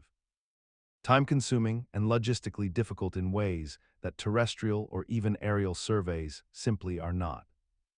The deepest parts of the ocean exist under such tremendous pressure and darkness that traditional surveying methods fail entirely, and the acoustic techniques we have developed, while effective, require ships to traverse every square kilometer of ocean in carefully planned patterns, a process so resource-intensive that governments and private entities have rarely committed the necessary funding and personnel to accomplish it comprehensively. The psychological mechanism underlying this particular mystery involves a curious human tendency to forget about problems that exist beyond our immediate perception. And because most of us never see the ocean floor and derive our sense of Earth's geography from maps and globes that represent these regions through abstraction, we have become comfortable with the notion that vast planetary regions remain entirely unmapped and unknown, treating the ocean floor almost as though it exists in a separate category from terrestrial geography. This acceptance persists despite the logical inconsistency inherent in the fact that we have developed increasingly sophisticated technology for space exploration, while simultaneously maintaining almost complete ignorance about the environment directly beneath our own waters. A contradiction that suggests our priorities in exploration follow cultural and economic interests rather than any systematic approach to understanding our planet. And yet we continue to normalize this gap in knowledge as simply the way things are, rarely questioning why we know more about the moon's surface than we know about the deepest ocean basins where extraordinary life forms and geological formations await discovery. Recent advances in autonomous underwater vehicles and satellite-based bathymetry offer genuine hope for closing this knowledge gap, yet funding remains sporadic and fragmented, with most detailed mapping efforts driven by commercial interests in resource extraction rather than scientific curiosity, suggesting that our ocean floor may remain largely mysterious until economic incentives finally align with the exploration itself. Deep beneath the surface of the ocean, scattered across the seafloor like underwater mountains, exist vast formations known as seamounts, and these remarkable geological structures support some of the most mysterious and poorly understood ecosystems on our entire planet. Seamounts are essentially underwater volcanoes or mountains that rise from the ocean floor, often reaching heights of thousands of meters, and though many never breach the surface of the water, they create a series of complex physical and biological conditions that foster unique communities of life in the deep darkness. These structures alter water currents and flow patterns in profound ways, creating eddies and upwelling zones that bring nutrient-rich waters from the depths toward the surface. And this phenomenon supports dense concentrations of organisms despite the extreme pressure, frigid temperatures, and near-total absence of sunlight that characterizes these environments. The organisms that inhabit seamount ecosystems have developed remarkable adaptations over millions of years, including bioluminescence for communication and hunting, pressure-resistant bodies, and slow metabolic rates that allow them to thrive on minimal food sources that drift down from the upper ocean layers. Scientists have documented that seamount ecosystems harbor unusual concentrations of deep-sea corals, sponges, fish species, and invertebrates that exist nowhere else in the ocean, creating isolated islands of biodiversity that function almost like separate evolutionary laboratories. Yet despite the critical ecological importance of seamounts, the vast majority of these underwater mountains remain completely unexplored and unmapped, with estimates suggesting that we have surveyed less than 5% of all seamounts on Earth, leaving enormous gaps in our understanding of these ecosystems. The mystery deepens when we consider that seamount ecosystems seem to persist and even thrive in environments where the conditions would logically suggest that no complex life should exist at all. Yet somehow these communities have established themselves and continue to flourish in the crushing darkness for millions of years. We have normalized this vast knowledge gap by simply accepting that seamounts exist beyond our practical reach, and therefore remain peripheral to our understanding of ocean biology. Yet as commercial fishing, deep-sea mining, and other industrial activities increasingly target seamount regions, we find ourselves altering and potentially destroying ecosystems we have barely begun to understand, making the continued existence of these mysteries increasingly precious and urgent. Beneath the surface of the world's oceans, in the profound darkness where sunlight never penetrates, exists an entire landscape of volcanic activity that remains almost entirely unknown to us, a realm of geological forces so immense and so distant from human observation that we have only begun to comprehend their true scale and significance. These underwater volcanoes, which scientists estimate number in the hundreds of thousands across the global ocean floor, continuously erupt and reshape the Earth's crust in ways that fundamentally alter our planet's geography, chemistry, and the very conditions necessary for life itself. Yet most of them have never been directly observed by human eyes or documented in any systematic way. The deepest underwater volcanic chains stretch across thousands of miles, emerging from the Earth's mantle along mid-ocean ridges where tectonic plates diverge and new oceanic crust forms in an endless process of creation and destruction, releasing molten rock, minerals, and superheated water laden with elements we are only beginning to understand. These hydrothermal vents that crown many underwater volcanoes create oases of life in the deepest, darkest parts of the ocean, supporting unique ecosystems of creatures that derive energy not from the sun, but from the chemical reactions of the volcanic fluids, organisms that challenge our fundamental assumptions about where and how life can exist on our world. What makes underwater volcanoes particularly mysterious is that despite their profound importance to planetary geology, climate regulation, and the distribution of life itself, we have mapped less of the ocean floor than we have mapped the surface of the moon, and our knowledge of these underwater peaks remains fragmentary and incomplete, based largely on indirect measurements and the rare submersible expeditions that descend into these extreme environments. The mechanisms of underwater volcanic activity persist in this state of relative obscurity not because they lack logical explanations, but rather because the extreme conditions of the deep ocean make direct observation extraordinarily difficult and expensive, and so we have developed an unusual relationship with these forces, accepting their existence while remaining fundamentally disconnected from their reality. Our understanding filtered through instruments and data rather than direct experience. This normalization of the unknown, this acceptance of vast geological phenomena occurring beyond our reach and awareness, shapes how we interact with and understand the ocean itself, allowing us to overlook the dynamic, volatile nature of the realm that covers most of our planet's surface. Deep beneath the surface of the ocean, carved into the continental shelves and slopes that border our continents, exist vast underwater canyons that rival the Grand Canyon in scale and complexity, yet remain largely unmapped and poorly understood by modern science. These submarine canyons are massive erosional features that slice through the seafloor, some extending hundreds of kilometers in length and plunging thousands of meters into the darkness, creating a labyrinthine network of underwater gorges that channel water, sediment, and nutrients from the shallow continental shelf down into the abyssal plains below. The walls of these canyons can rise thousands of feet vertically, and their floors are often sculpted by powerful underwater currents and turbidity flows that surge through them with tremendous force. Yet despite their prominence as major geological features of our planet, they remain among the least explored environments on Earth, with more detailed maps existing of the surface of Mars than of many submarine canyons. The formation and ongoing evolution of submarine canyons involves complex processes including the downcutting action of sediment-laden currents, the collapse of unstable canyon walls, the flow of submarine debris avalanches, and the influence of tidal forces and seasonal variations in water density, all working together to create dynamic landscapes that constantly shift and transform over geological timescales.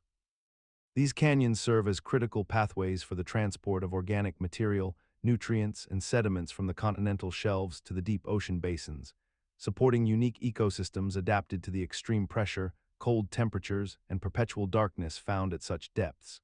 Yet we continue to treat them as remote curiosities rather than essential features requiring systematic study and protection. The persistence of our limited understanding of submarine canyons reflects a broader human tendency to focus our scientific efforts and resources on environments we can easily access and observe, dismissing the vast majority of our planet's underwater terrain as too distant, too difficult, or too economically irrelevant to warrant serious investigation, despite the fact that these features exert profound influences on ocean circulation, climate regulation, and the distribution of marine life throughout our world's seas. Recent technological advances in deep-sea exploration, from autonomous underwater vehicles to remotely operated submersibles equipped with high-resolution imaging systems, are finally beginning to pierce this veil of ignorance, revealing submarine canyons as bustling corridors of life where chemosynthetic communities thrive around hydrothermal vents and dense aggregations of deep-sea organisms exploit the nutrient-rich currents that flow through. The continental shelf edge represents one of the most dramatic and abrupt transitions in the entire ocean, a boundary where the gently sloping underwater platform that extends from the coastline suddenly plummets into the abyss, dropping thousands of meters in a relatively short horizontal distance. And this geological threshold has long fascinated oceanographers and marine researchers who recognize it as far more than just a simple topographical feature, but rather as a complex and poorly understood interface between two fundamentally different oceanic environments. The shelf itself, extending gradually outward from the continental coast at angles typically between 1 and 2 degrees, contains relatively shallow waters that support abundant life and benefit from sunlight penetration, sediment from rivers, and nutrient cycling processes. Yet at the edge, the seafloor suddenly steepens dramatically into what oceanographers call the continental slope, transforming the underwater terrain into something far more treacherous and alien.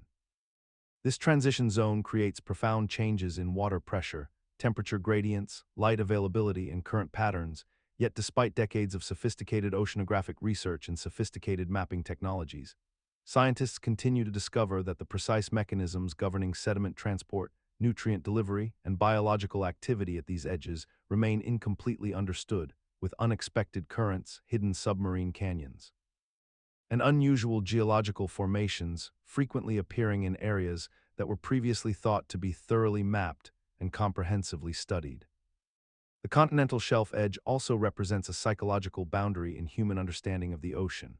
a threshold beyond which the familiar shallow water environment gives way to the truly alien deep. And perhaps because of this symbolic significance combined with the genuine scientific uncertainty, these edges have accumulated layers of speculation, legend, and half-understood phenomena over the years, becoming zones where both real mysteries and imagined dangers seem to congregate. Yet remarkably, despite having the technology to monitor these regions continuously and extensively, we have normalized our incomplete knowledge of these underwater precipices, treating them almost as solved problems when in reality, the continental shelf edges of the world remain dynamic, complex, and genuinely mysterious in ways that persist beneath our collective attention, changing and evolving constantly with currents, earthquakes, and geological processes that we observe only sporadically and understand only incompletely. Deep beneath the surface of our oceans, covering nearly half of the Earth's total seafloor, stretch vast expanses of extraordinarily flat terrain known as abyssal plains, and their formation represents one of the most profound geological processes occurring silently and continuously across our planet. These remarkable underwater landscapes exist at depths typically ranging from 3,000 to 6,000 meters below the surface, where the pressure is so immense that it would crush most surface organisms instantly, and the darkness is so complete that no sunlight has penetrated there for millions of years. The abyssal plains are formed through a process called turbidite deposition, wherein sediment eroded from continental landmasses is transported down submarine canyons by powerful underwater avalanches known as turbidity currents, which can move at speeds exceeding 40 kilometers per hour while carrying suspended particles of sand, silt, and clay across hundreds of kilometers of open ocean floor. These sediment-laden currents eventually lose their velocity and energy as they spread across the relatively flat terrain of the abyssal plains, causing their suspended load to settle gradually and accumulate in layer upon layer of sediment that has been building up for millions of years. Over immense geological timescales, this steady accumulation of material creates the characteristic flatness of abyssal plains, where the seafloor slopes so gently that the descent occurs at angles of less than 1 degree. The psychological mechanism underlying our understanding of these plains involves a fundamental difficulty in comprehending scales of both space and time, for while we can observe mountain formation and erosion in our lifetimes, the processes creating abyssal plains operate at speeds and distances so vast that human intuition fails to grasp them directly.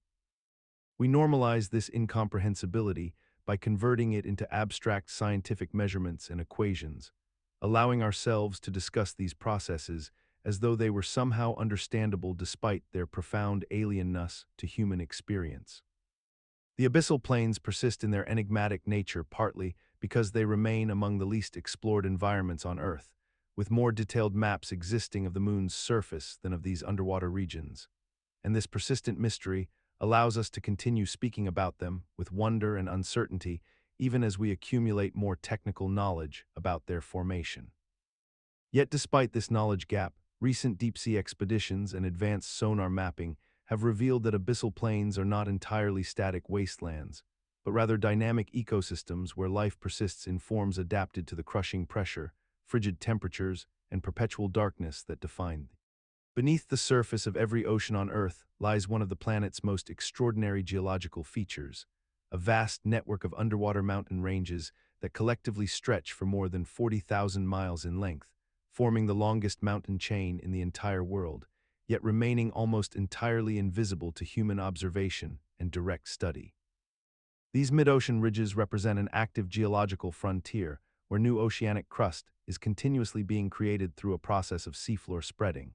as molten rock from the Earth's mantle rises up through cracks in the lithosphere and solidifies into new crustal material. pushing the existing oceanic plates slowly apart in a process that occurs at rates ranging from just a few centimeters to several inches per year, depending on the specific ridge system and location.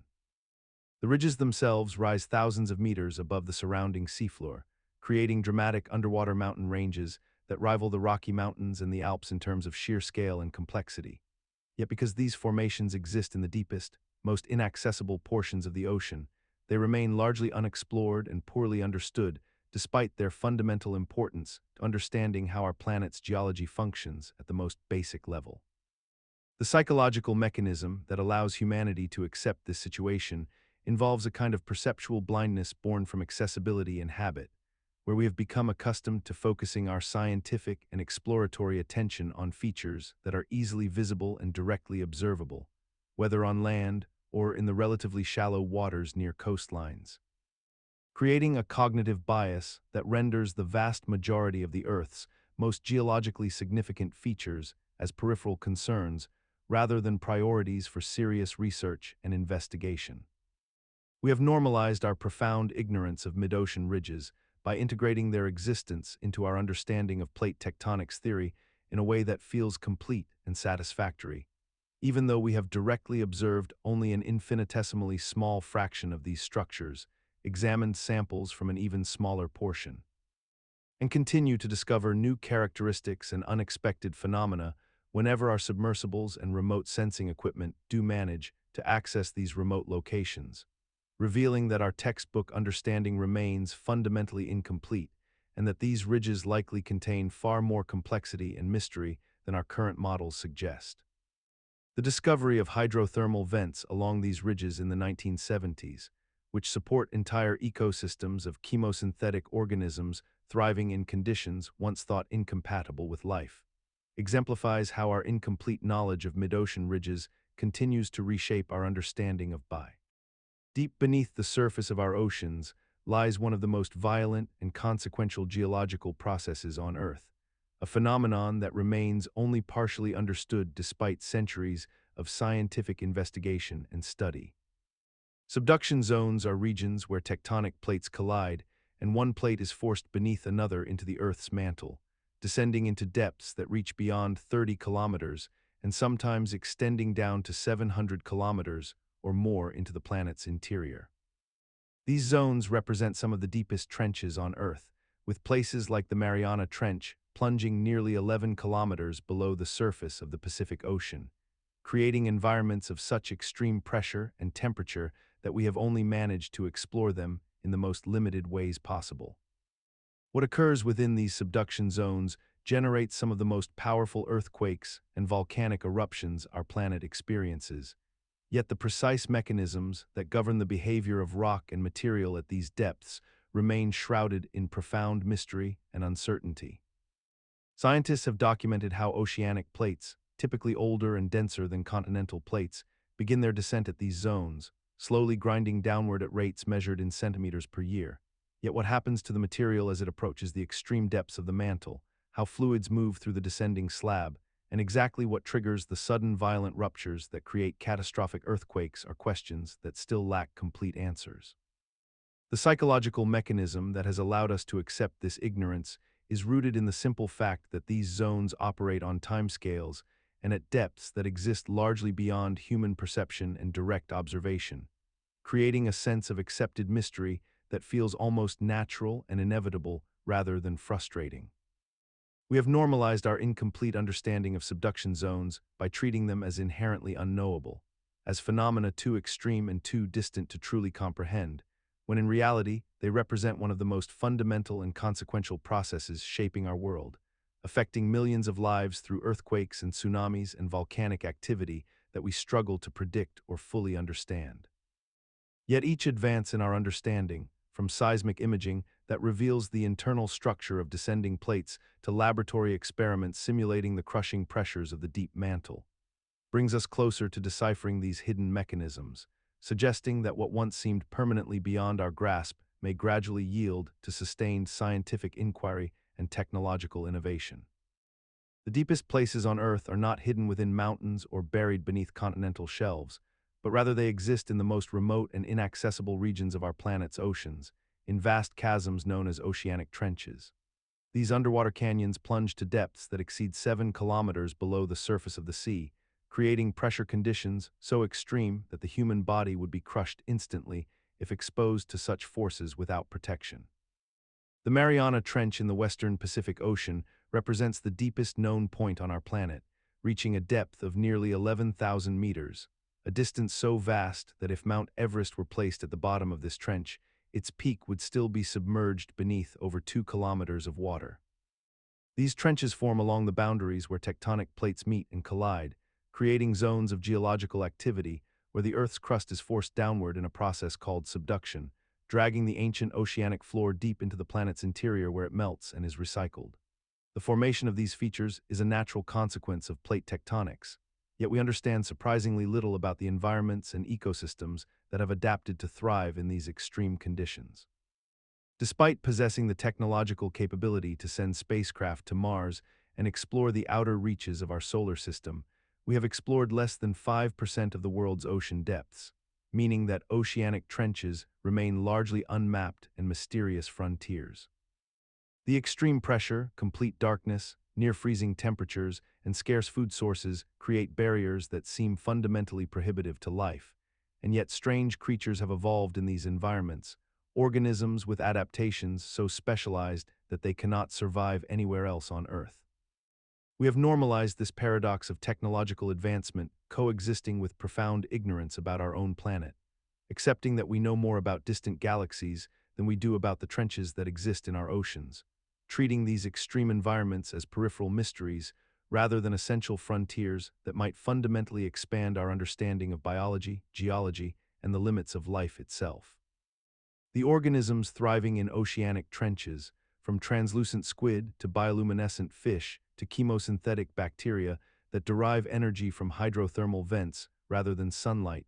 demonstrate that life finds purchase in almost every conceivable niche, challenging our assumptions about what conditions are necessary for biological complexity. In studying these abyssal communities, we may discover not only new species, but entirely novel biochemical pathways and survival mechanisms that could illuminate how life emerged on Earth and where it might exist elsewhere in TH. Scattered across the world's shallow seas and coastal waters exist some of the ocean's most striking geological features, perfectly circular or oval formations known as blue holes, which appear as dramatically darker circles of deep blue or near black water surrounded by lighter turquoise or pale blue shallows, creating an almost artificial-looking pattern when viewed from above that has captivated explorers, scientists, and ocean enthusiasts for generations. These formations range from relatively modest structures, perhaps 100 meters in diameter, to truly enormous examples like the Great Blue Hole of Belize, which stretches over 300 meters across and plunges more than 100 meters into the sea floor, presenting one of the most distinctive underwater landscapes on Earth. The scientific explanation for blue holes involves understanding geological timescales and changing sea levels throughout Earth's history, as these formations typically began their existence during periods when global sea levels were significantly lower than they are today, exposing limestone bedrock and other soluble rock formations to rainwater and groundwater that gradually dissolved away the stone through chemical processes, creating vast underground cavern systems and hollow chambers deep beneath what would eventually become the seafloor. As millennia passed and the climate shifted, ocean levels rose considerably, flooding these ancient cave systems and submerging the entire landscape, yet the holes and caverns remained intact, and when water fills these deep voids, it appears remarkably dark compared to the surrounding shallower water because light cannot penetrate as effectively into greater depths, creating the striking visual contrast that makes blue holes so distinctive from aerial perspectives. The persistence of blue holes despite the constant geological processes that continue reshaping our coastlines reveals something profound about how the ocean maintains records of its own history in physical form, as these structures stand as three-dimensional archives of climatic shifts and environmental changes that occurred thousands of years before human civilization developed sophisticated methods of studying the Earth. And yet we have only relatively recently developed the technological capability to explore them thoroughly with submarines and diving equipment. Today, these underwater monuments continue to reveal secrets about past climates and sea level fluctuations, with studies of blue hole sediments providing crucial data about ancient hurricanes, droughts, and environmental conditions, while simultaneously serving as delicate ecosystems that support unique marine life adapted to their specific depth and light conditions. Beneath the limestone plateaus of the Yucatan Peninsula lies one of Earth's most intricate and mysterious underground hydrological systems, a vast network of freshwater cenotes that appear as sudden sinkholes and circular pools scattered across the landscape like scattered pearls on a vast stone necklace. These cenotes, which number in the thousands across the region, have long been known to local populations and to modern researchers as isolated bodies of water, each seemingly disconnected from the others, separated by impermeable rock and miles of dense jungle terrain above the surface. Yet accumulating evidence from dye tracing experiments, acoustic surveys, and sophisticated three-dimensional mapping technologies suggests that these apparently isolated water sources are in fact part of an enormous underground river system, a submerged labyrinth of flooded caves and limestone channels that connects cenotes separated by substantial distances into a unified whole. The discovery challenges our fundamental understanding of how these ecosystems function, revealing that what appeared to be independent water systems are actually nodes within a continuous, hidden network that has existed undetected for centuries. The psychological mechanism behind why this remained unknown for so long involves our natural tendency to interpret landscapes based on surface topography alone, allowing the visible separation of these pools to overshadow the geological evidence suggesting their connectivity, a phenomenon compounded by the difficulty of mapping underground systems without modern technology. We have normalized the idea that cenotes are isolated features, building our understanding of Yucatan hydrology around this false assumption, constructing research frameworks and conservation strategies based on treating each cenote as a separate entity rather than recognizing them as interconnected parts of a larger system. The persistence of this incomplete model reflects how resistant large-scale scientific understanding can be to revision, even when evidence accumulates suggesting that our foundational assumptions about geographic isolation require substantial re-examination and reconsideration. This recognition of hidden connectivity carries profound implications for understanding groundwater contamination patterns, agricultural runoff distribution, and the vulnerability of these ancient water sources to modern pressures, suggesting that pollution introduced at one cenote may rapidly spread throughout the entire underground network, affecting ecosystems and human populations across vast distances that surface observation alone would never reveal as connected. Deep beneath the ocean's surface, in the perpetual darkness where sunlight cannot penetrate, lie vast networks of underwater caves that represent some of the most mysterious and least explored environments on our planet. These submerged caverns stretch through limestone formations, volcanic rock, and sedimentary layers, creating labyrinthine passages that extend for miles beneath the seafloor, their true dimensions and depths largely unknown to humanity. Some of these underwater cave systems are accessible only to the most experienced technical divers, individuals who venture into these lightless corridors with specialized equipment and training, pushing deeper into passages where the pressure becomes crushing and disorientation becomes an ever-present danger that claims lives with startling regularity. What makes underwater caves particularly enigmatic is that they exist in a state of perpetual transformation, constantly being reshaped by water currents, chemical erosion, and geological processes that operate on timescales beyond human comprehension, meaning that maps and surveys become outdated almost as soon as they are completed. The psychological mechanism that draws explorers into these dangerous spaces appears to stem from humanity's fundamental need to map the unknown, to be among the first to witness places that have remained hidden since before recorded history, to push against the boundaries of human limitation even when the risks are disproportionate to any meaningful discovery. We have become fascinated by underwater caves despite the fact that they offer no practical resource, no strategic advantage, and no benefit to human survival, yet we continue to send divers into them, risking death and permanent injury, driven by an almost irresistible compulsion to know what lies beyond the threshold of darkness. This obsession persists because we have internalized the narrative that exploration itself is inherently valuable, that the act of discovery justifies the danger, and that some mysteries simply demand to be solved regardless of consequence, creating a cultural mythology around deep exploration that romanticizes risk and normalizes the pursuit of knowledge at the cost of human life. Yet perhaps this compulsion reveals something essential about human consciousness itself, that we are creatures defined not by our instinct for self-preservation, but by our refusal to accept limits, by our willingness to descend into darkness seeking answers that may never come, and by our belief that the act of witnessing the unknown, even briefly and at great cost, somehow validates our existence in a universe largely indifferent to our curiosity. Throughout recorded history, coastal communities have observed tidal patterns that defy the predictable gravitational dance between Earth, Moon, and Sun, phenomena that scientists have documented with meticulous precision yet still struggle to explain with complete certainty.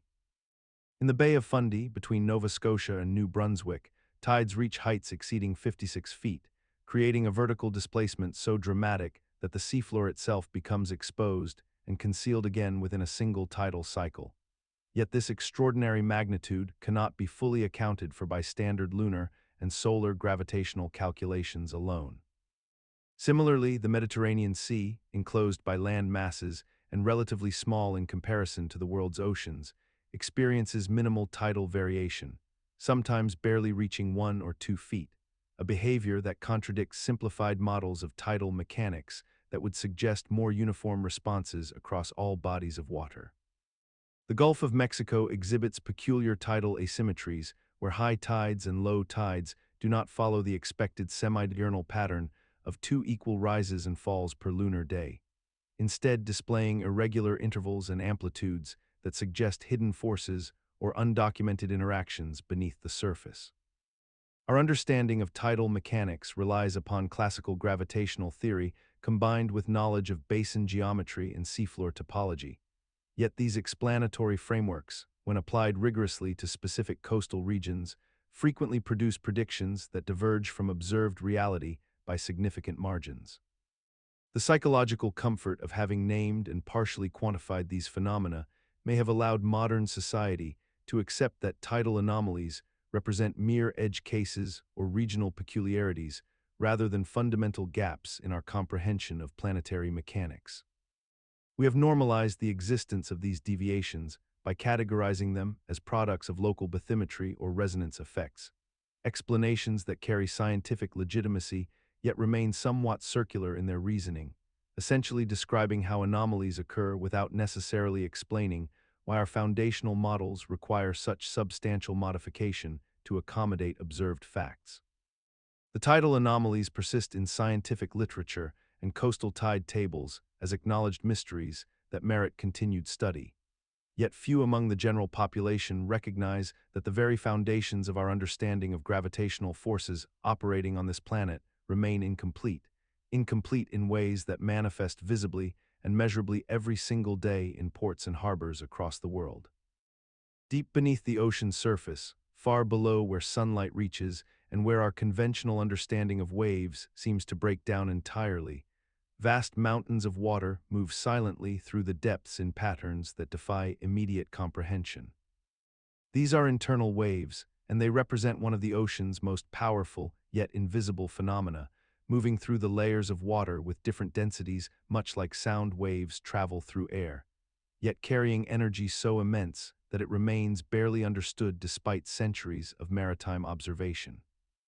Internal waves form at the boundaries where warm surface water meets cold, deep water, creating invisible walls of density that separate different oceanic layers. And when currents push against these boundaries, or when tidal forces compress the water column, these density walls begin to undulate in waves that can stretch hundreds of meters from crest to trough. Moving at speeds that would be imperceptible to a standing observer, yet contain kinetic energy equivalent to massive hurricanes, concentrated within invisible motion. The power generation potential of internal waves remains largely theoretical, yet scientists have proposed that capturing even a fraction of this energy could theoretically power entire regions. Since these waves contain energy on a scale that rivals or exceeds surface wave energy despite their invisibility and the extreme difficulty in measuring them with conventional instruments. What makes internal waves particularly mysterious is not merely their tremendous power or their invisibility, but rather how little we truly understand about their distribution, their long-term behavior, and their potential ecological consequences as they traverse the ocean depths. Mixing layers and transporting nutrients and organisms in ways we are only beginning to characterize through advanced sonar mapping and deep-sea observation technologies that reveal these waves moving through the darkness with spectacular regularity. Satellite altimetry has revealed that internal waves occur with predictable patterns in specific ocean regions, particularly in the Strait of Gibraltar, the South China Sea, and around underwater mountain ranges, where the collision of tidal currents with seafloor topography generates waves so massive they can be tracked from space, suggesting that these concentrated zones might represent the most promising locations for eventual energy extraction infrastructure. Yet despite this promise, the engineering challenges remain formidable. The hostile deep-sea environment, the need for sensors and equipment to withstand crushing pressures and corrosive saltwater, and the fundamental question of whether we can extract energy without disrupting the delicate balance of deep ocean ecosystems that depend on these waves for nutrient. Deep beneath the surface of our oceans, far beyond the reach of sunlight and human observation, there exists a vast conveyor belt of water that moves with invisible purpose, driven by the most fundamental properties of the medium itself. This phenomenon is known as thermohaline circulation, a system so massive in scale and so fundamental to the planet's climate that it remains one of our most humbling reminders of the interconnectedness of oceanic systems. The word thermohaline itself comes from two Greek roots, therma, referring to temperature, and haline, referring to salt content, and together they describe a mechanism of ocean circulation that depends entirely on variations in water density created by these two factors. Warm water from the equatorial regions carries heat poleward, and as it reaches higher latitudes, it gradually cools through contact with colder atmosphere. When water evaporates at the ocean's surface, it leaves dissolved salts behind, making the remaining water denser and heavier. These two factors, working in concert, cause dense water to sink from the surface into the depths, creating the downwelling that begins the great oceanic conveyor. This sinking water then travels horizontally through the abyss, a journey that can take 1,000 years or more to complete, before eventually rising again in regions of upwelling, creating a circulation pattern that connects every ocean basin on Earth. The thermohaline circulation is responsible for distributing heat around the planet, moderating climate, delivering nutrients to regions that sustain marine life, and playing a crucial role in the carbon cycle itself. Yet despite its absolute centrality to planetary function, it remains largely invisible and unknowable to most people, operating in the dark waters beyond our perception. We have built our civilizations on the assumption that this system will continue functioning indefinitely, never questioning whether the subtle balance of temperature and salinity that maintains it might be disrupted by human activities. The introduction of vast quantities of freshwater from melting ice sheets and glaciers threatens to weaken the density gradients that drive the entire system, while our industrial activities have altered ocean chemistry in ways we are only beginning to comprehend. We have essentially accepted the existence and permanence of a planetary system so crucial to our survival that its disruption would fundamentally reshape human civilization, all while demonstrating minimal concern for its ongoing vulnerability.